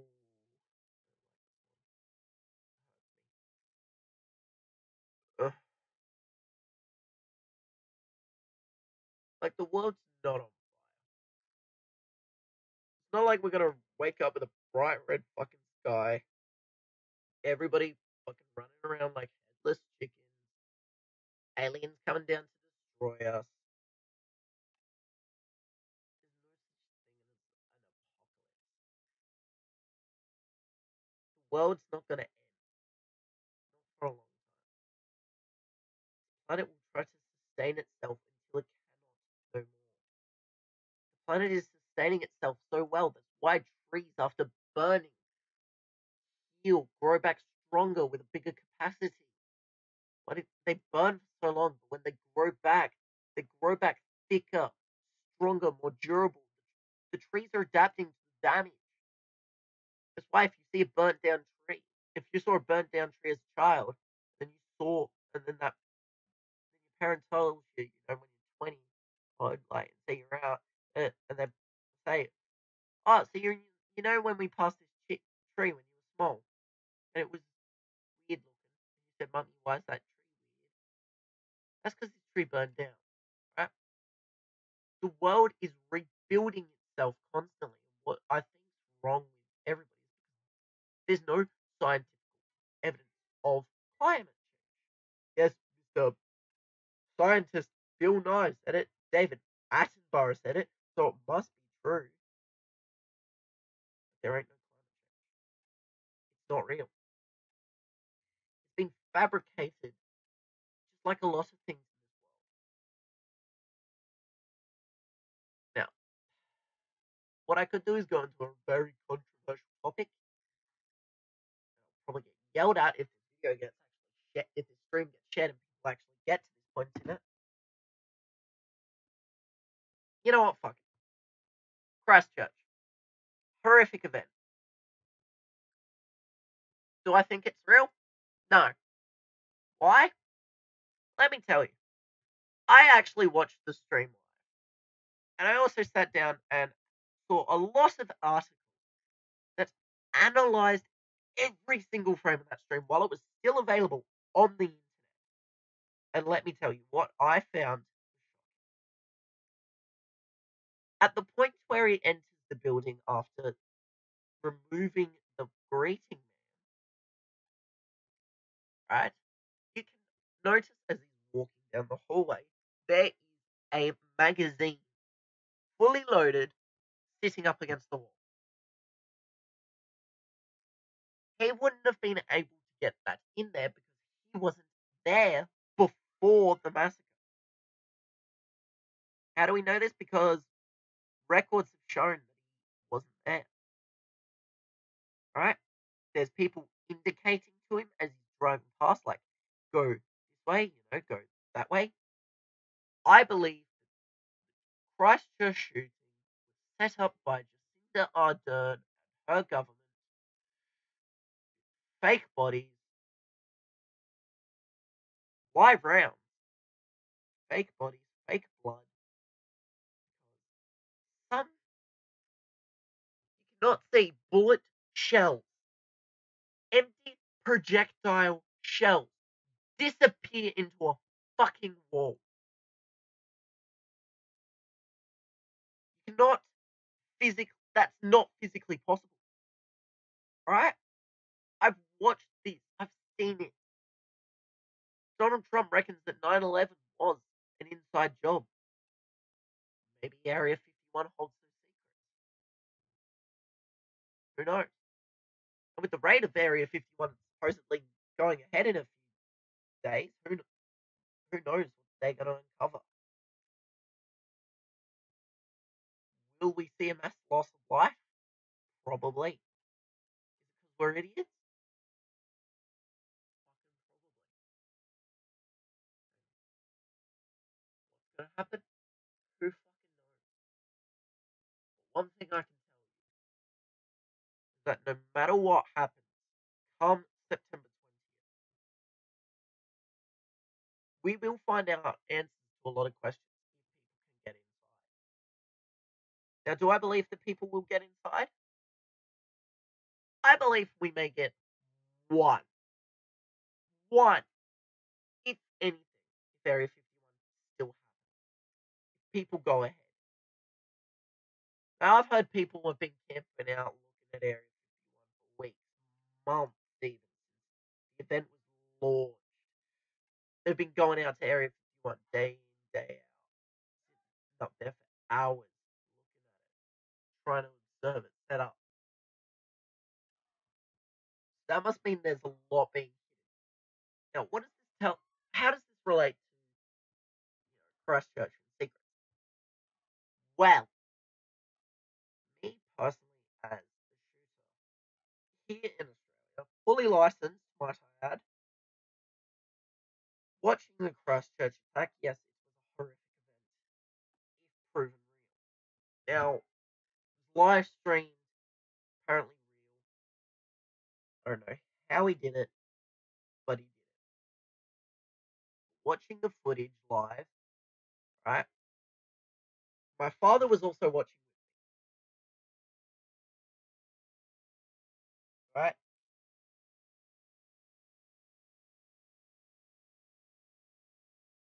And he and I noticed a lot.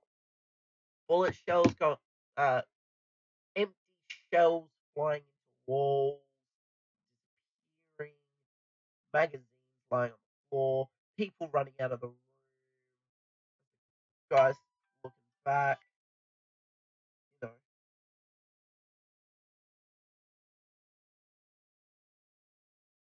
And it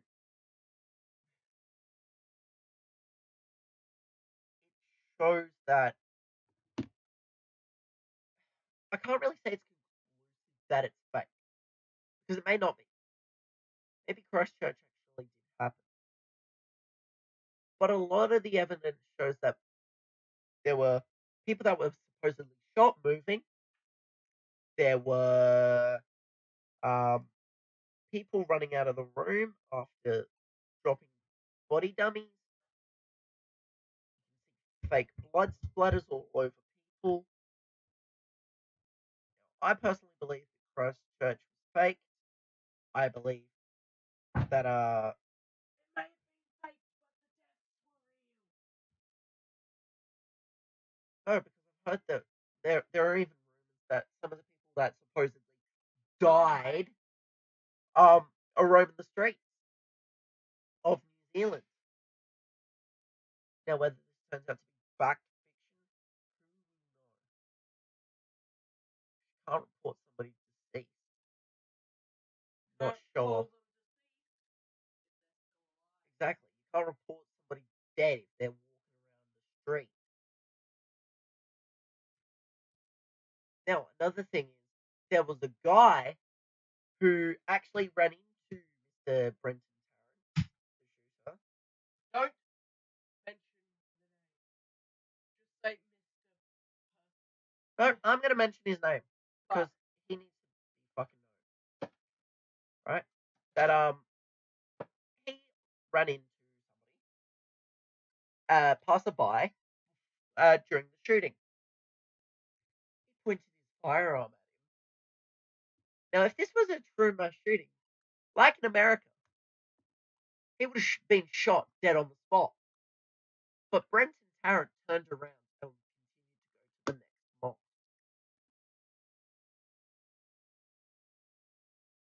So, Christchurch to me seems like a hoax, a piece of bullshit, a lie.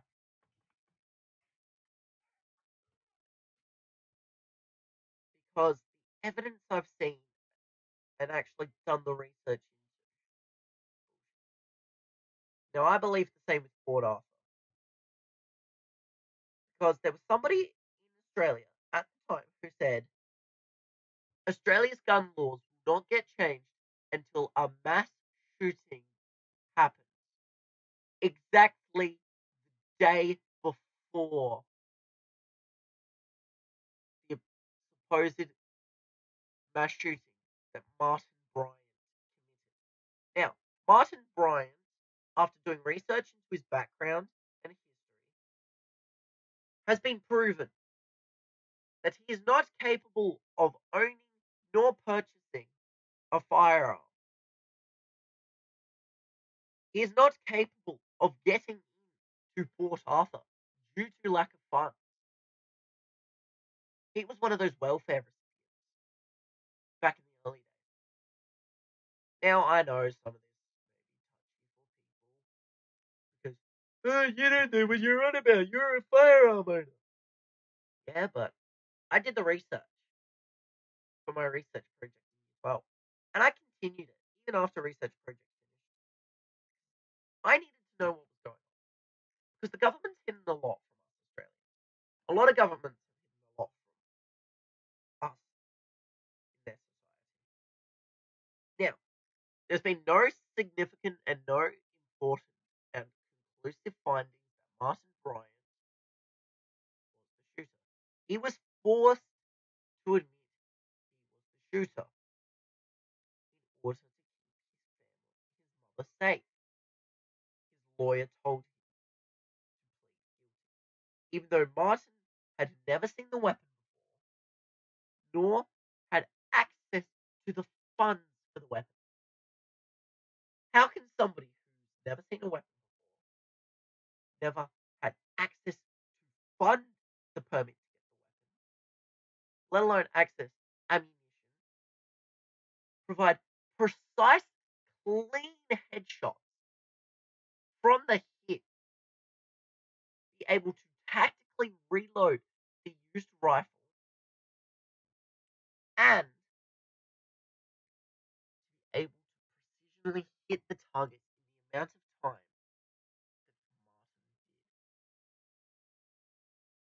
did. No normal Joe, no normal person on the earth could pull that off. You'd have to be highly trained, special operations, army officer, or army cadet or something, military training, to access that kind of potential in firearms. I I went through the deaths, how they were apparently cause of death, where the wounds were located, the amount of bullets fired, and the amount of headshots. He wouldn't have Martin wouldn't have would have needed at least 6 times the ammunition to be able to hit his targets as the death wounds described. 6 times the ammunition. Martin Bryant was one of the is now known as one of the worst killers in Australia via mass shootings. The worst killer in Australia is Ivan Milat, backpacker murderer.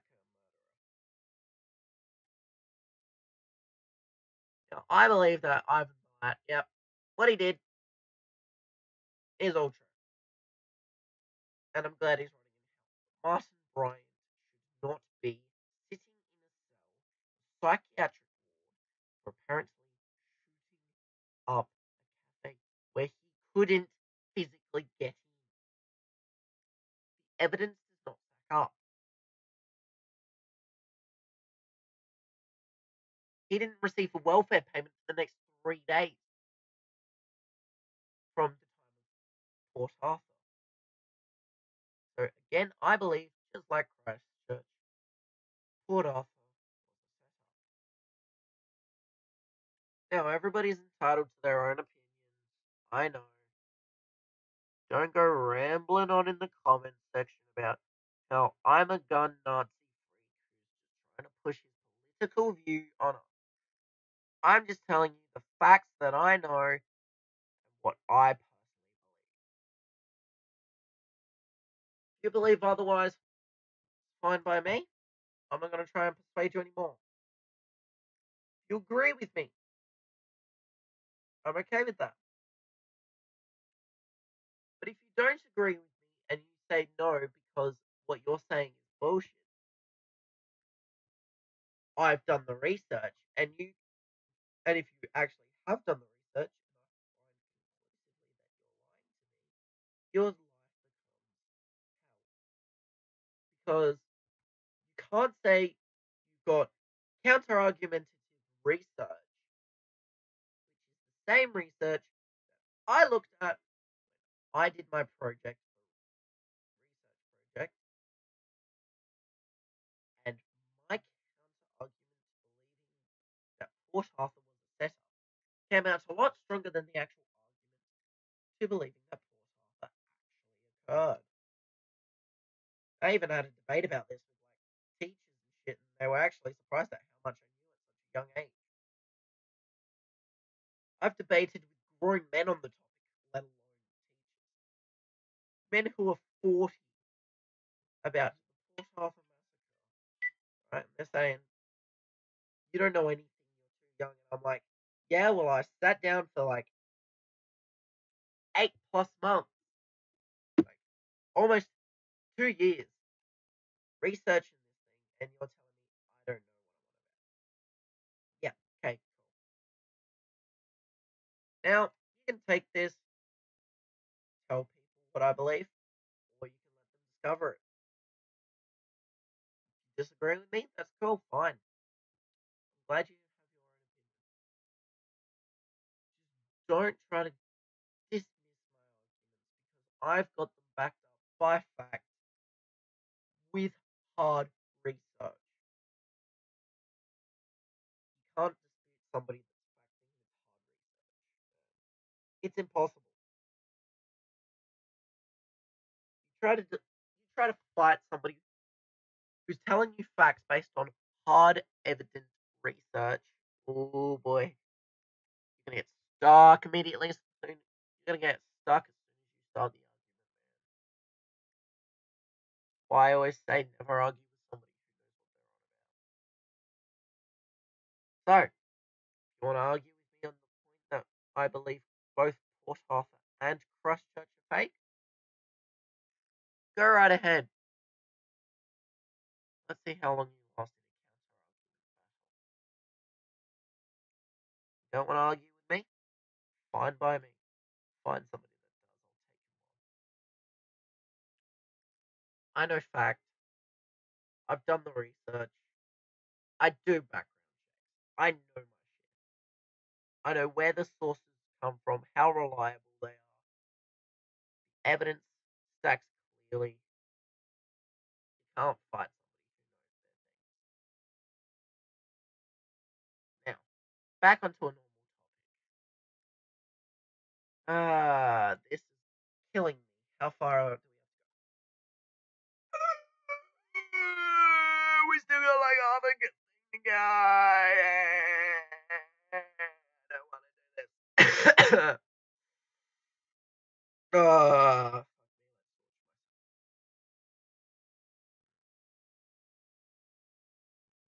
uh, so, you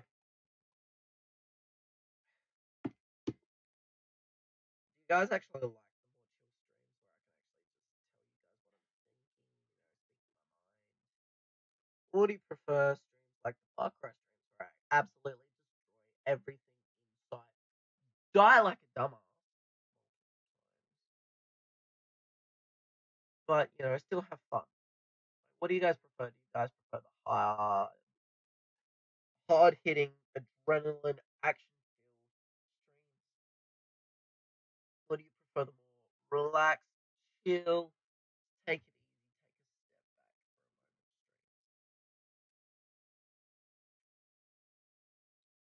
a step back for a moment.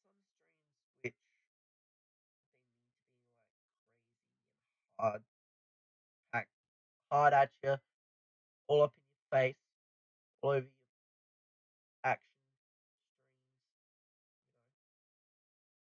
streams. Like if the new Black Ops 4 DLC was being released, like was released last week, I'd be streaming the shit out of that this week. Depending how long they take to find the fucking Easter egg for it. Oh yeah, do you want to see a video of that or the stream, whatever you want to call it, of tag the totem, the final zombies map for Black Ops for the main four characters, Nikolai, Rick, and Dempsey, because I can do that. I can set up a stream to easily play tag their own totem, and what we'll do is mess around in the map. I can try and do the main quest, but me and Easter eggs don't go together well. I'm not talking about the chocolate ones, fucking idiots. I'm talking about the video game ones. Don't take me out of. Don't think of things completely different and unrelated. Right?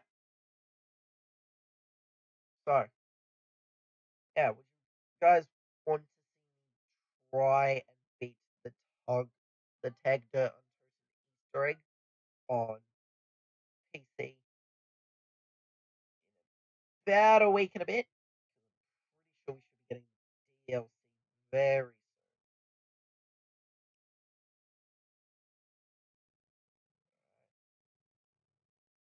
Because if the DLC drops and you guys don't want to see the content, the DLC, hey man, look, I respect that. You're my audience. You don't want to see that. I won't post it. So what do you reckon? DLC 4 content for Black Ops 4 here live on the channel. If the Easter egg's actually not beaten by then, what I can do is I can take the steps that I know, right, and I can replicate them, do certain steps, but I just won't be able to beat the Easter egg. Whereas if the Easter egg's actually beaten, then I can launch ahead, fuck my day, fuck everybody up, and just try to beat the Easter egg by myself on stream and actually do an Easter egg.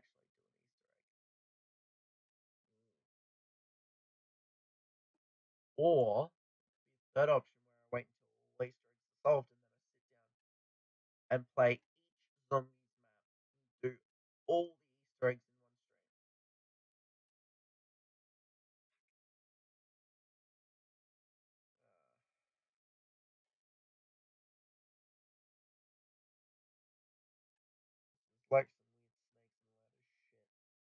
that I don't like because it's hurting my head. I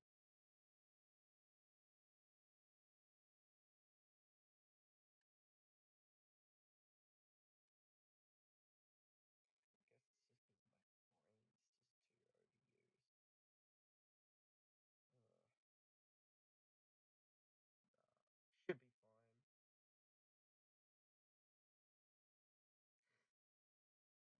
fine. So yeah, tag the tag the totem known as Day of the Dead. Um, so what do you think? Final zombies map. Should we do a stream when it drops on PC? Or should I just wait until the Easter egg solved and then do a stream of the Easter egg? Or should I wait and do all zombies Easter eggs in the stream? all the Black Ops 4 Easter eggs. I know how to do steps on some, not the others. Pretty sure I can't do some of the Easter eggs. I know how to do one Easter egg, and that's only because you have to hit around 150. Now, if y'all remember, last time I tried to hit a high round of 210, I barely made it to 100. I think I made it to what, 50 or 40, 50, 50? I know I made it really high.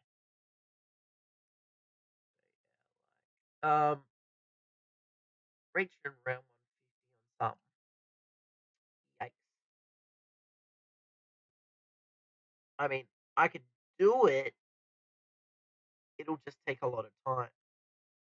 So what I think I'd probably do is, if we want to do all Easter eggs, what we have to do is I'd have to dedicate a day to stream one Easter egg, and then we could stream the next day doing all the main Easter eggs, which actually require steps.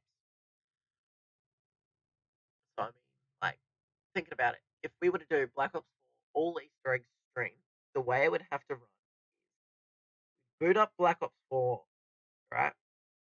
Now there's got you got classified, um, fucking what's it called?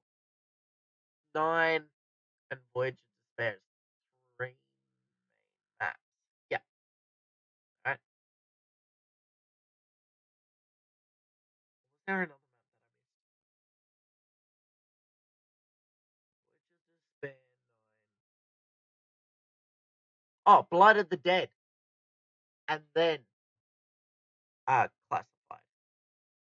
Now, Easter eggs, the only map so far that actually has to complete the Easter egg to hit a certain goal is classified, where you hit around 150 and a cutscene plays. And you basically end your game after that. Right? So we can do that in a stream, but then if we want to do all the Easter eggs, we'd have to sit down for like hours on end during the day, stream. I'd say probably we probably won't go in order. I think we'll probably just do in the map release order. So then we'd probably do 9 Voyage of Despair, uh, Blood of the Dead. Then we'd probably do what's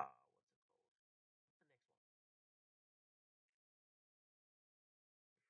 Voyage of Despair to Dead of the Night. No, after Blood of the Dead, then we'd do Dead of the Night. Then from Dead of the Night, we'd head over to Ancient Evil, which finishes off the Chaos story.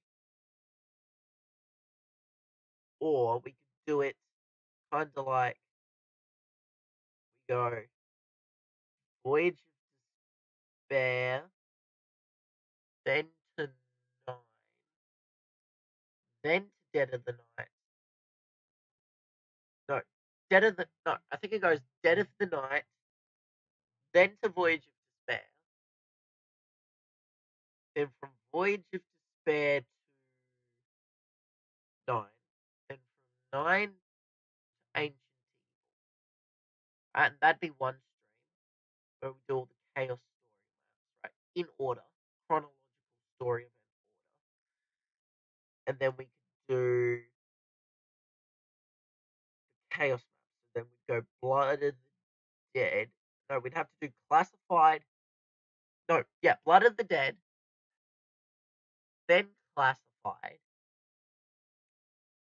then Alpha Omega, and then we'd have to do finally Tag der Totem.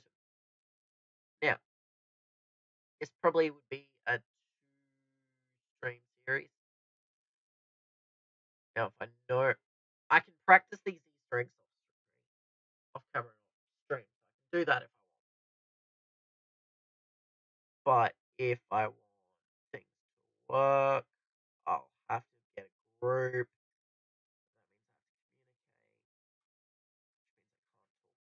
That means I have to communicate, which means I can't talk to chat. Fuck. Trying to organize how to set up a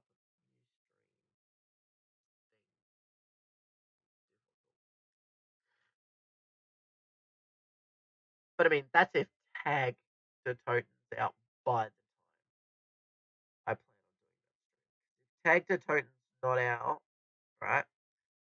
We'll call this the tag the toten Easter egg setup stream. So we'll do the chaos story, all the Easter story. We'll get set up. We'll be hopefully ready to rock and roll. I'm pretty sure some of the mechanics in the game that the earlier streams the earlier maps will be implemented into this. Now, it looks like our new zombies map, Tag the Toten's going to have snowballs in it. So, I mean, in the middle of a match, we could end up having a snowball fight, or we could just play around in a public lobby and I can voice chat to the lobby, or you boys are hearing me.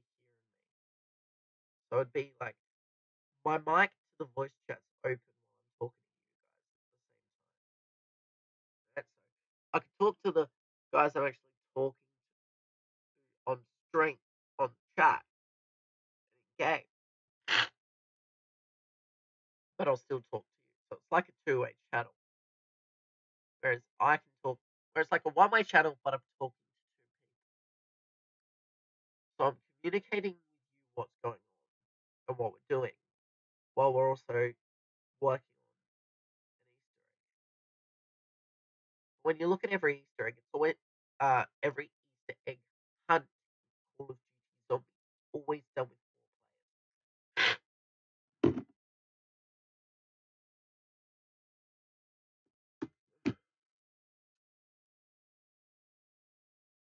players. So, you know somebody that has Black Ops 4 on PC and is willing to spend some of their time on stream with me to try and figure out the tag the token Easter egg, let me know. Leave me a comment. Hit me up on Twitter if you have me. Twitter is at the Panda P15. I'll probably chuck it in later. I'll probably leave a link to my socials in later. So what you can do is you can go check. So the socials will be in the description. So it'll be Instagram. No, not Instagram. It'll just be my Twitter. Right?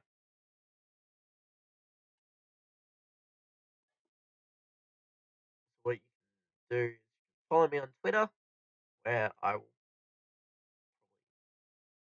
probably get in contact with a lot of people, try to make something happen to prepare for tag the token. Because the sooner, like, I've always wondered, like, I wonder how people end up doing these things. Sit down and actually watch people end up spending like 12 to 18 hours a day streaming.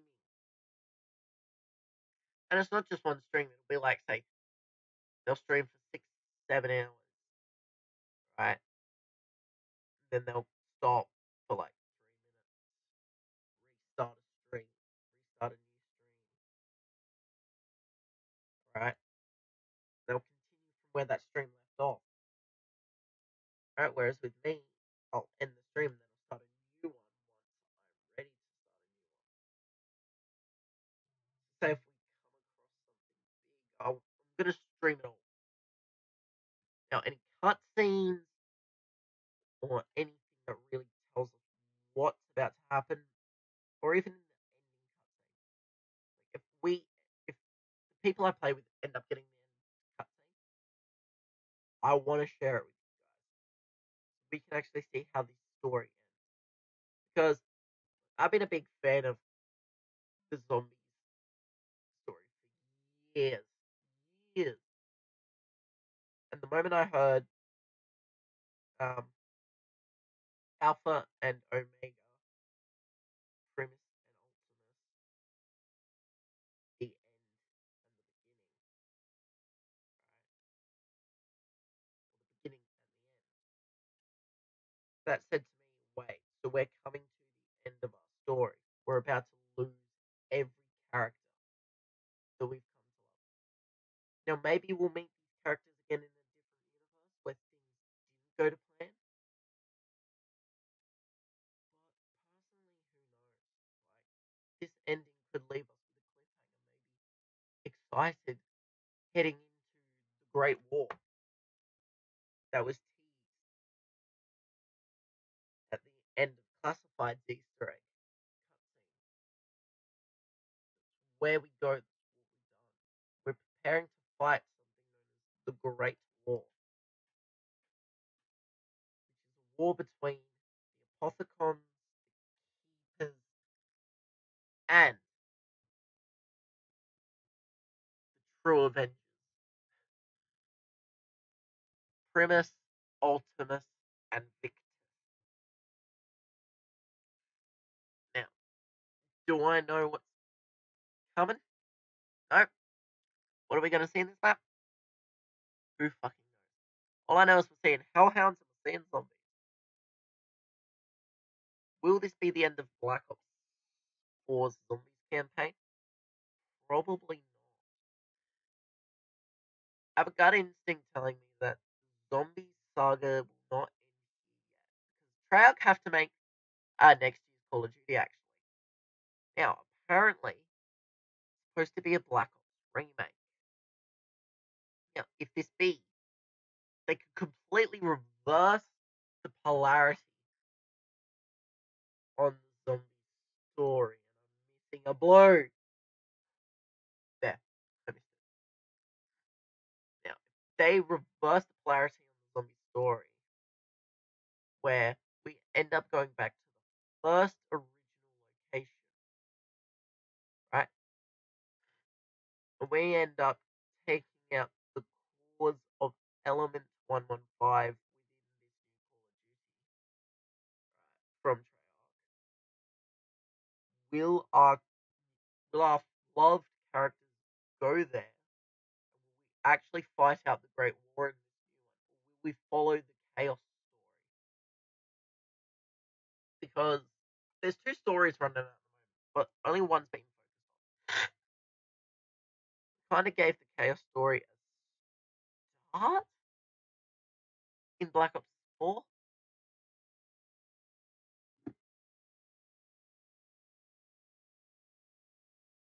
Right? Because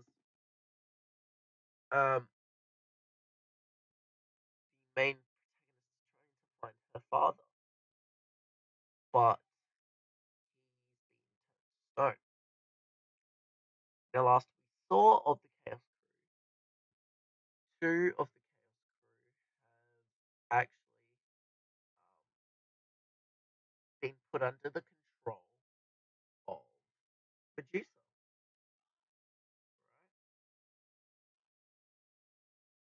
Right? Now, if I'm right, and this is just a theory, we will see the Chaos Crew again, but they will be different because we've only got one survivor. Right now, I'm not sure if you guys saw the ancient evil Easter egg ending, but I know I definitely did watching it live. And the ending, right? You take down a Pegasus, you beat a warlord, right? You end up freeing the so-called Oracle. Turns out to be Medusa. She ends up getting your friends turning on you, except one. Oh my god, that hurts. And it's just a shit show from there.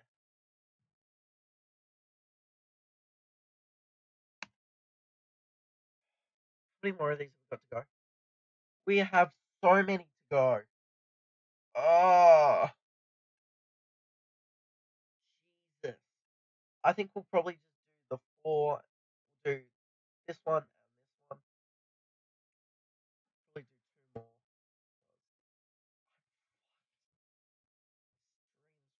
Ridiculous. If I try to do all 20, I'll have to take a nap in between the streams. I almost clicked that side of my window. That's the only thing about I hate streaming is because I'm running dual monitors, trying to talk to chat. It's annoying. It's hard. I want to cry. uh,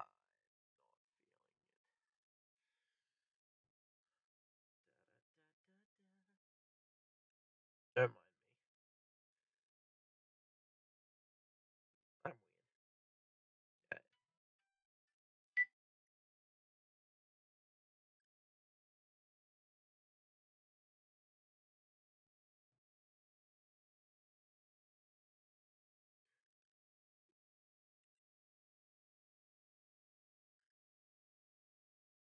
Sorry, my real life wife. I'm gonna call her wife.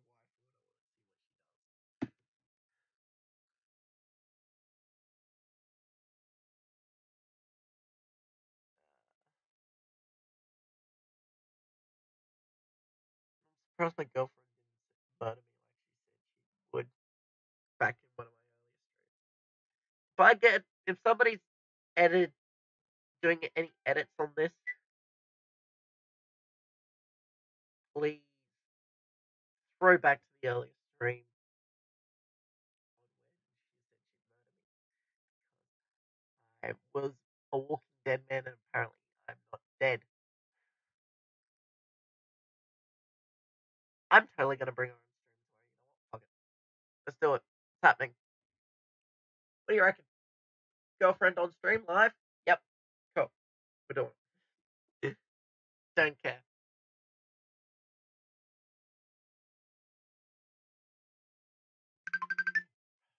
Me. I'll be back.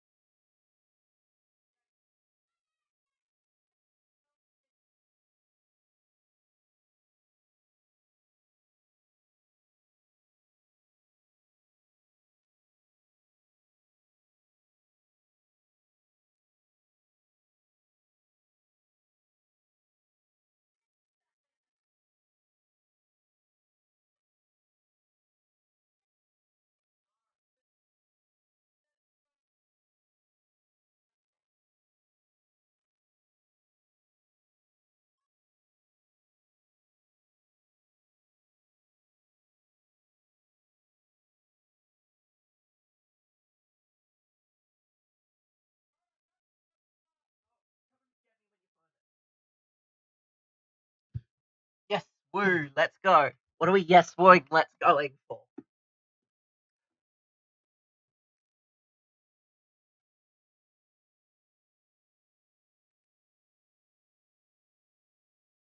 lonely because I've only got one viewer. Come here then.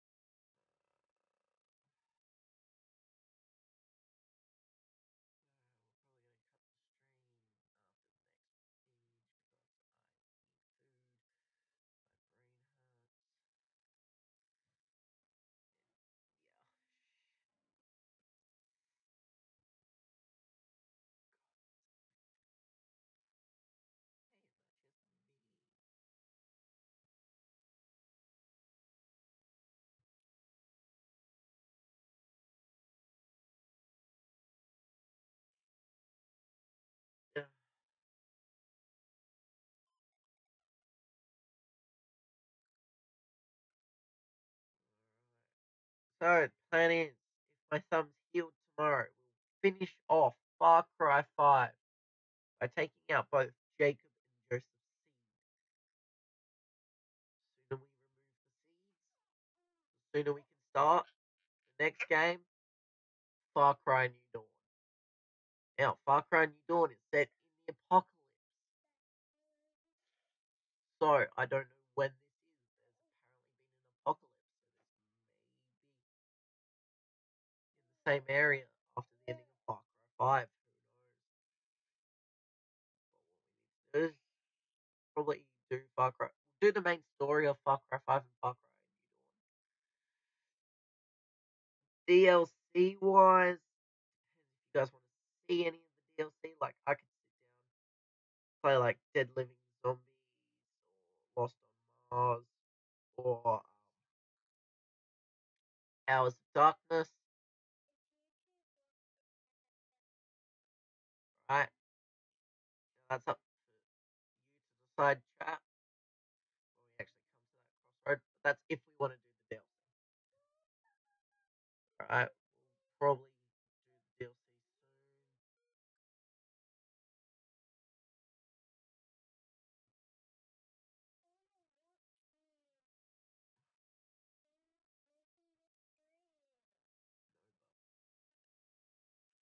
But yeah, so we'll do Far Cry New Dawn definitely because I know you can still get Smiley the shovel. Smiley the shovel makes a return, and plus I want Smiley, but I also want to see Far Cry New Dawn because that's one of the games I've actually had on my two playlists for a while. So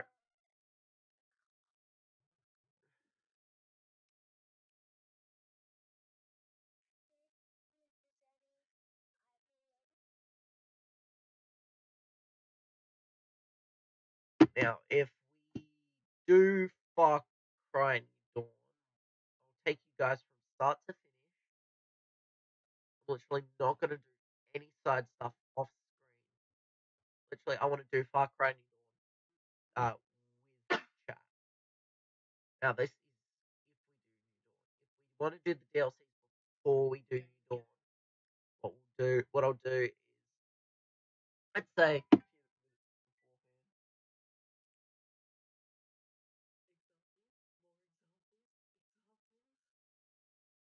how is that not good enough? But like, if we decide to do the DLCs, now we can do them either in release order, which I'm pretty sure they're already in, or I can just look at somebody else's channel who's played Far Cry 5, see what the release orders are. Or we can just do one DLC that the chat chooses. Now we can do one or multiple. Again, I'll probably sit down like a bit before stream, before the game, actually, before we get in, and we'll actually decide.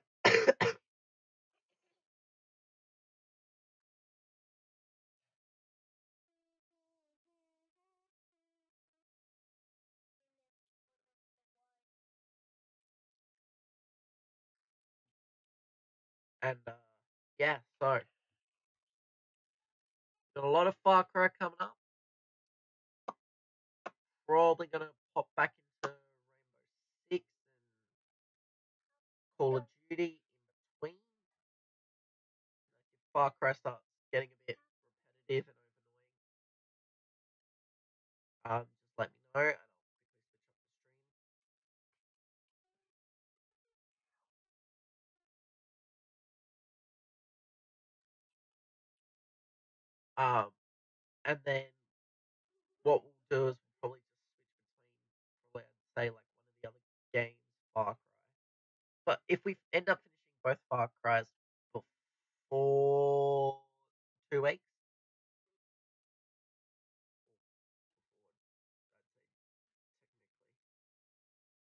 it's not really 2 weeks. I'd say before Wednesday next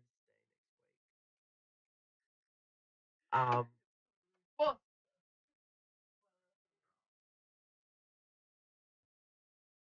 Then what'll happen is we'll probably just continue switching between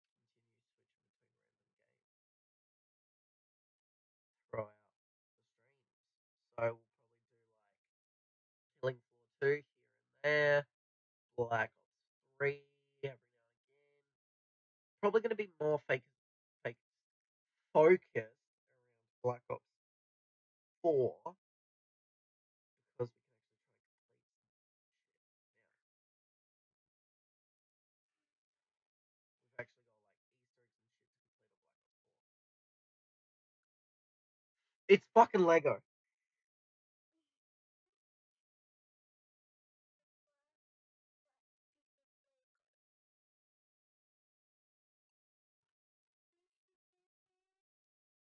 We made fucking Lego.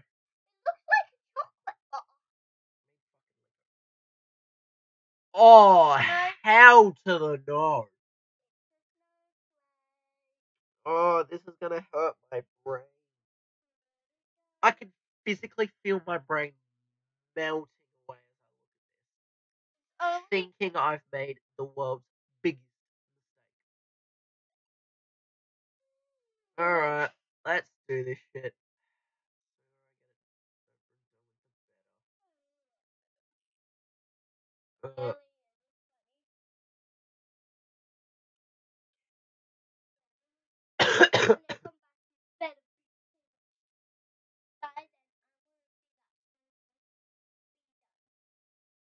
Yeah, so that's the plan. So what we'll do is we'll finish 5 tomorrow. Now, I'm not sure if I just have to basically finish Jacob, head over to Joseph, and then we fight Joseph, or if I have to do similar to what I've done with Jacob, Faith, and John, fight them.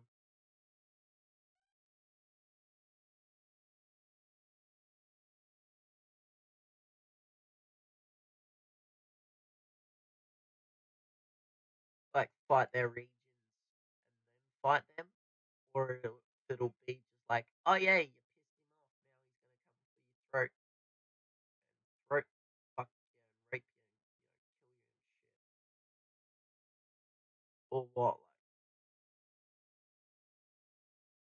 So I don't know how Far Cry 5's gonna end, but it's gonna be interesting to say nonetheless. From what I've heard, apparently 5 ties into New Dawn. Now, after having a look at New Dawn, it kind of looks similar. So I'm saying that New Dawn and 5 kind of play mechanically wise similar. So I don't know if we'll get perk points by like doing kills, doing challenges, or if we just earn perk points just by playing the game. Like, I think what would be nice for the Far Cry series is the way you earn perk points is not by doing challenges, like by getting certain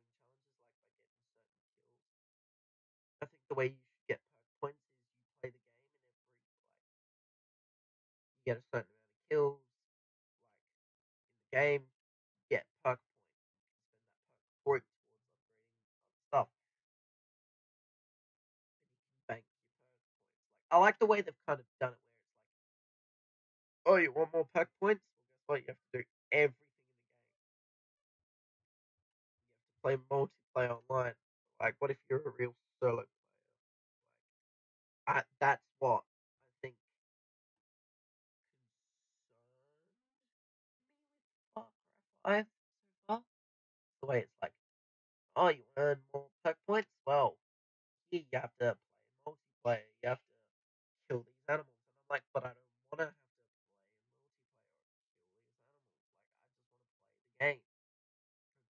play multiplayer or kill these animals. Like, I just want to play the game, progressively unlock perk points. Kind of like in Call of Duty, you progressively unlock, play, you level up, you unlock shit.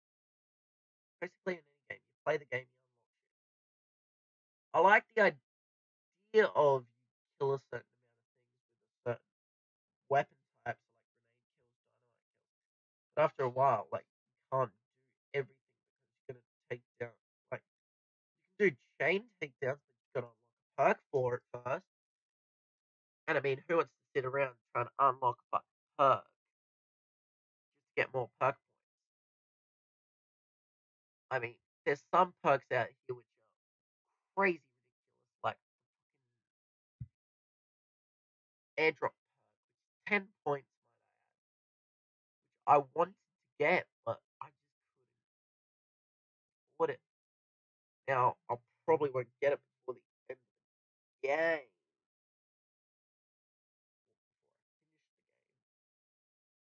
But, that's that. I could probably spend forever just playing multiplayer trying to get all the perk points. I don't even know if it's possible to get all the perks.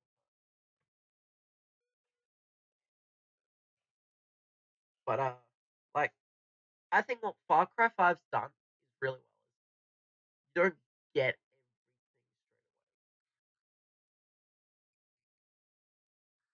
everything straight away. Right?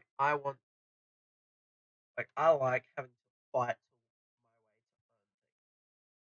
Now, what I think made Far Cry 5 broken was if you played the game after the DLC came out, right? And you own the game with all the DLCs, you can literally just go to the shop in like the first hour, 15 minutes of the game, right? First shop you come across, you can literally kit yourself out. That pistol, that rifle, that bow. You can basically be my character except the shovel by the end of the first 15 minutes.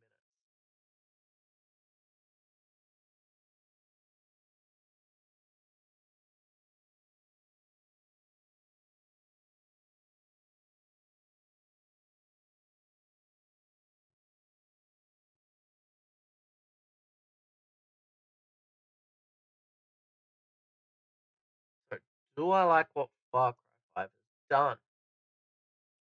Well, personally, gameplay wise, Far Cry 5 is a fun, interesting game. The mechanics are difficult. Like some of the mechanics of like trying to craft in combat and avoiding like putting out fire and shit and healing, like it's pretty easy. I think they've definitely increased on what they learned from Far Cry 4, where nobody wants to see you sticking a fucking piece of tree in your arm to lodge a bullet out, having to unbreak your finger or something, or like cauterizing wounds or shit. Like, that's not cool. I think if they kept a voice actor, it would have been also pretty cool instead of just having a mute character because you want to actually hear your character talk. Like, there's gotta be dialogue, but I bet you they cut it from the game for budget reasons. Vehicle control is a lot more difficult, and the auto drive feature needs an upgrade. The auto drive you can make go faster, but you have to force it to go faster instead of it actually braking at top speed. So like at situations where you can brake top speed, like um going on a straight road for like 2 miles, like say 2,000 meters, you can't brake top speed, right? But if you brake, you can only like do top speed if you force. Like you'll see me auto driving, right? And I'll show you the next time I actually when we do Far Cry 5 again, which should hopefully be tomorrow. What I'll do is I'll show you at the beginning of the stream, right? So what I'll do is I'll start to head to say towards the mission location, very far, like, a decent way away. Right? I'll let auto drive go for like a few minutes, right? And I'll tell you if I'm pushing the acceleration button because you see it every time you hop in a vehicle, like what's accelerate, what's brake, what does what.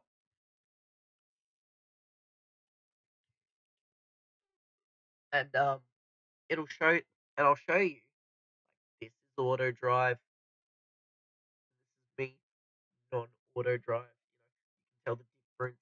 Here's how like Far Cry's got a lot done well. I will give Far Cry that. The series, the Far Cry games, they've learned a lot. This one, it felt nice that you didn't have to completely follow like really. It's not really a set story. It's more or less like you can make the story. You can not wipe out the entire cult. You can take out like leaders and they'll still remain, and then you gotta wipe them out after. You can wait to fight Joseph, or you can go ahead and just purge everything in the first few, like as you get better at the game. Like you unlock all these side missions and everything as quick as possible. Like I was watching Far Cry 4, and I was watching it playthrough, and what I liked about Far Cry 4 was like your actions had your consequences. So like if you followed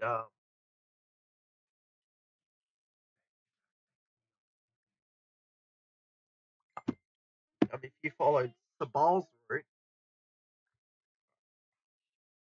you get a certain um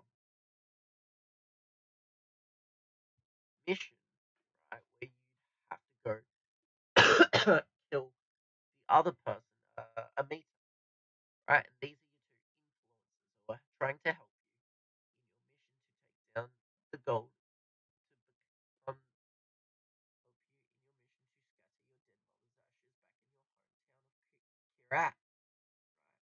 That's the whole point of the game. Is you're literally trying to scatter your mother's ashes to murder basically everybody trying to stop you. Right? And you gotta free your country again from this ruthless dictator. Right now, what I didn't know about Far Cry 4 was that um the way it's set out is you don't actually there are side missions, but they don't really give you things. With the side missions on like Far Cry 5, they actually kind of give you resistance points, which boost you towards your target. So it kind of gives you an incentive to do it. Say if there's no story missions, right? You run out, you can go jump into another story mission in another region, and you can start working on them until like, you hit a brick wall. Like Jacob, like I'm already almost done with Jacob's region, and I think I've only done um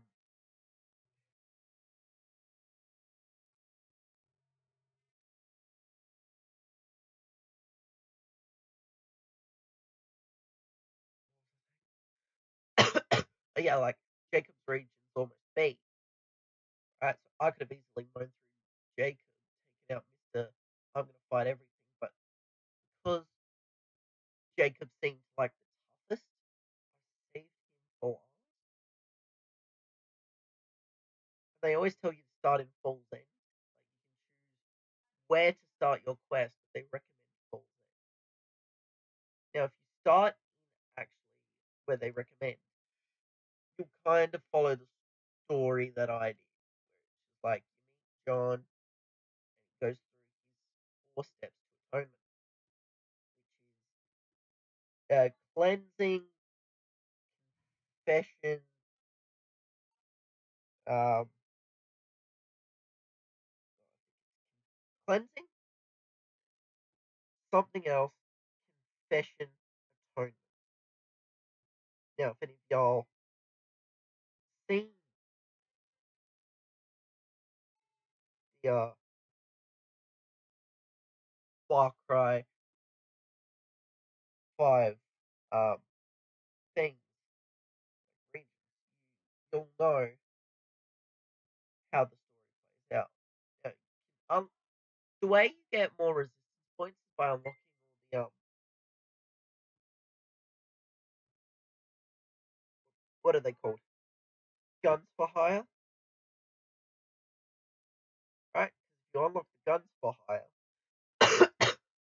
they can give you story missions, right? You complete these missions, they give you resistance points, as you've seen. That's why I went and got Cheeseburger. Why I went and got Hug Jr. Because there's always missions attached to the character. So I think that's nice. Like the guns for hire, you don't just find randomly and hire. Like you can get fighters, but you can actually get guns for hire. You can organize your squad. Now you can only have two because you need like binoculars. You throw a rock to distract them, hit them with a bow in the back of the head. They dead.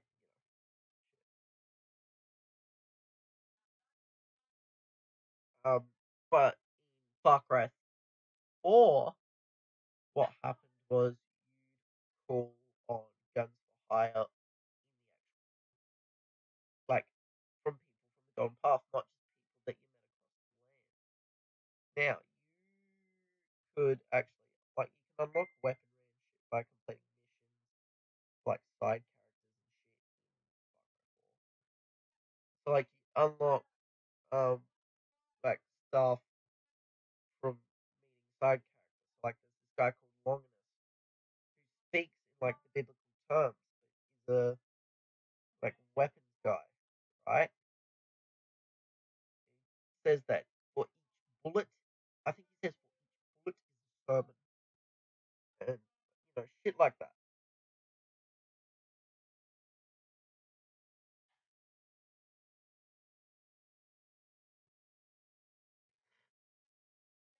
And it's just like,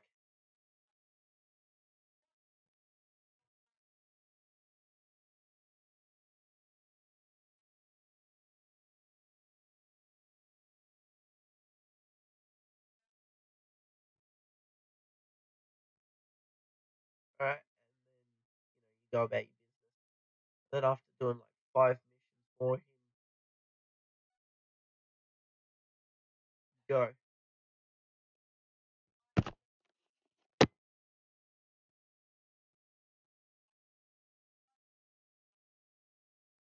and then you're done. That's it. You complete 4 missions, side missions for one dude, and he gives you a fucking gun. Whereas you can play through the game,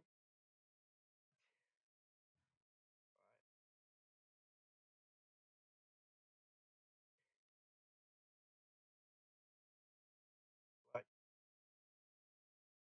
I I will give it a bit to Far Cry 4. You can actually get airtime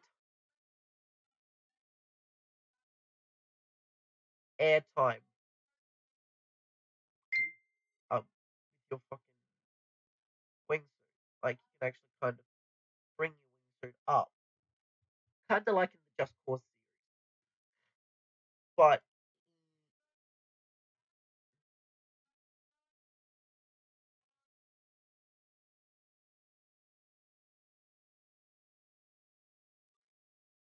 right,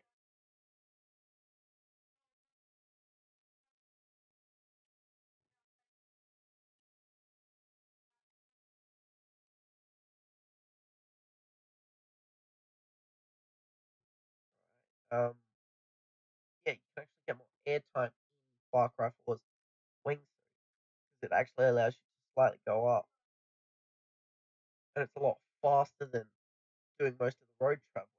But the road traveling on Far Cry 4 is a lot less random. You don't have all these prisoner convoys destroying trucks, Like, there's still them, but there's not as prevalent in 4 as they are 5. Now, whether I go back and play 4 is really up to me. 4 looks fun, but the healing system to learn looks like a bitch. Like, you literally have to make med kits and always have med kits in battle, right? And if you don't have a med kit, you literally either look at your arm, there's an arrow in it, you pull it out, no problem, snap the arrow snaps as you pull it out, and you just continue on your murderous rampage. Or, like, you pull a bullet out with, like, fucking, what's it called? A stick, glass out.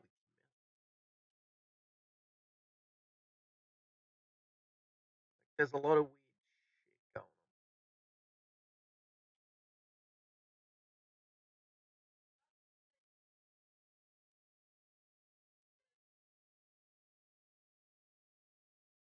on. I don't understand, but, like, what were the developers of Far Cry thinking?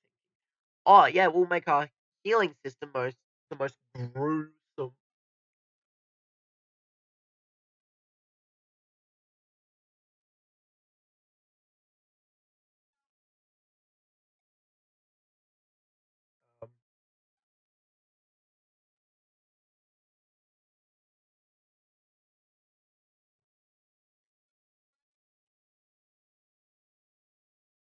and, like, it's the most horrific way to actually play a video game. Like, I was playing, like, I've played Black Ops 2, I played the campaign, I played it with gore on, and that's like, yeah, that's disgusting. It was optional gore that I played. This is kind of like you can't avoid this gore. I mean, you're literally seeing your character dig into his arm to pull out a bullet or to cauterize a wound. Like, you see him pull out glass or unbreak a finger. And each time I watch this playthrough, I just got a sense of like sickness watching somebody like heal. Or I like if you started healing, like if you got out of damage, you took some health, you started regaining health in a Far Cry 5. I think they've done actually beautifully the reheal system. Like, you don't waste a med kit if you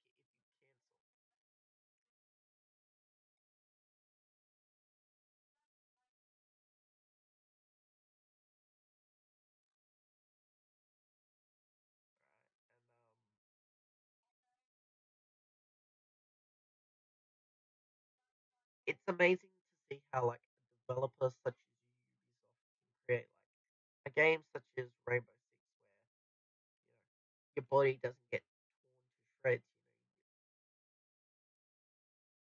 You don't lose materials or items. Like, it's a very well set out strategic game. Whereas games like Watch Dogs, third person hacking game, or Far Cry, first person action game, different mechanics. They're able to put out so many good mechanics in different games. But I wonder how they're able to. I wonder if they'd create a mass game where they use all their best mechanics, so like the wingsuit from the Far Cry series combined with say like the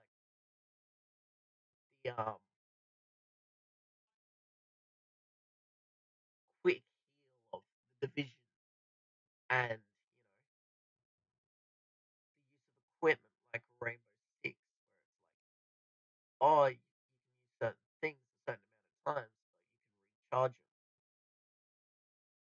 or something, kind of like an ultimate ability, kind of working out the things like you can use your smartphone to actually hack, like in Watch Dogs. If Ubisoft actually sat down, everything they've done right, put it into a game, I think that game would be fabulous. Now, maybe that's just me,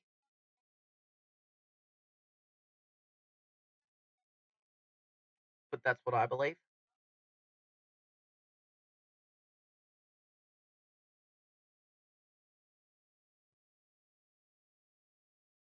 I believe that that Ubisoft, they're a good developer. Don't get me wrong. I like them as a developer. Games wise, they've done really well for themselves. They can learn a thing or two from like liberating games where you take down places, rebuild them, kind of like Just Cause, where it's just like you run around, you give destruction, got to do certain objectives,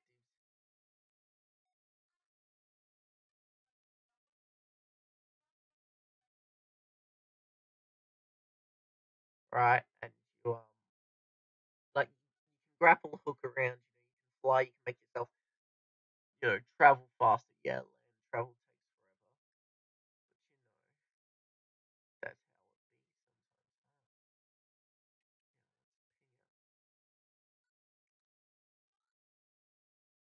sometimes. Oh my god, I missed that one. Oh my god. But yeah, I'm gonna call the string here, guys, because I am tired. I've got shit to do. So we did over half. Probably do these last ones in another stream. But thank you all so much for coming out to the stream. Hopefully we can actually play Far Cry 5 tomorrow. Actually, while I've got Far Cry. Alright, so how did it actually come out? So got American. So we've got Dead Living Zombies, Hours of Darkness, Lost on Mars. Now I'm looking, trying to look at it, getting news. See how. Store.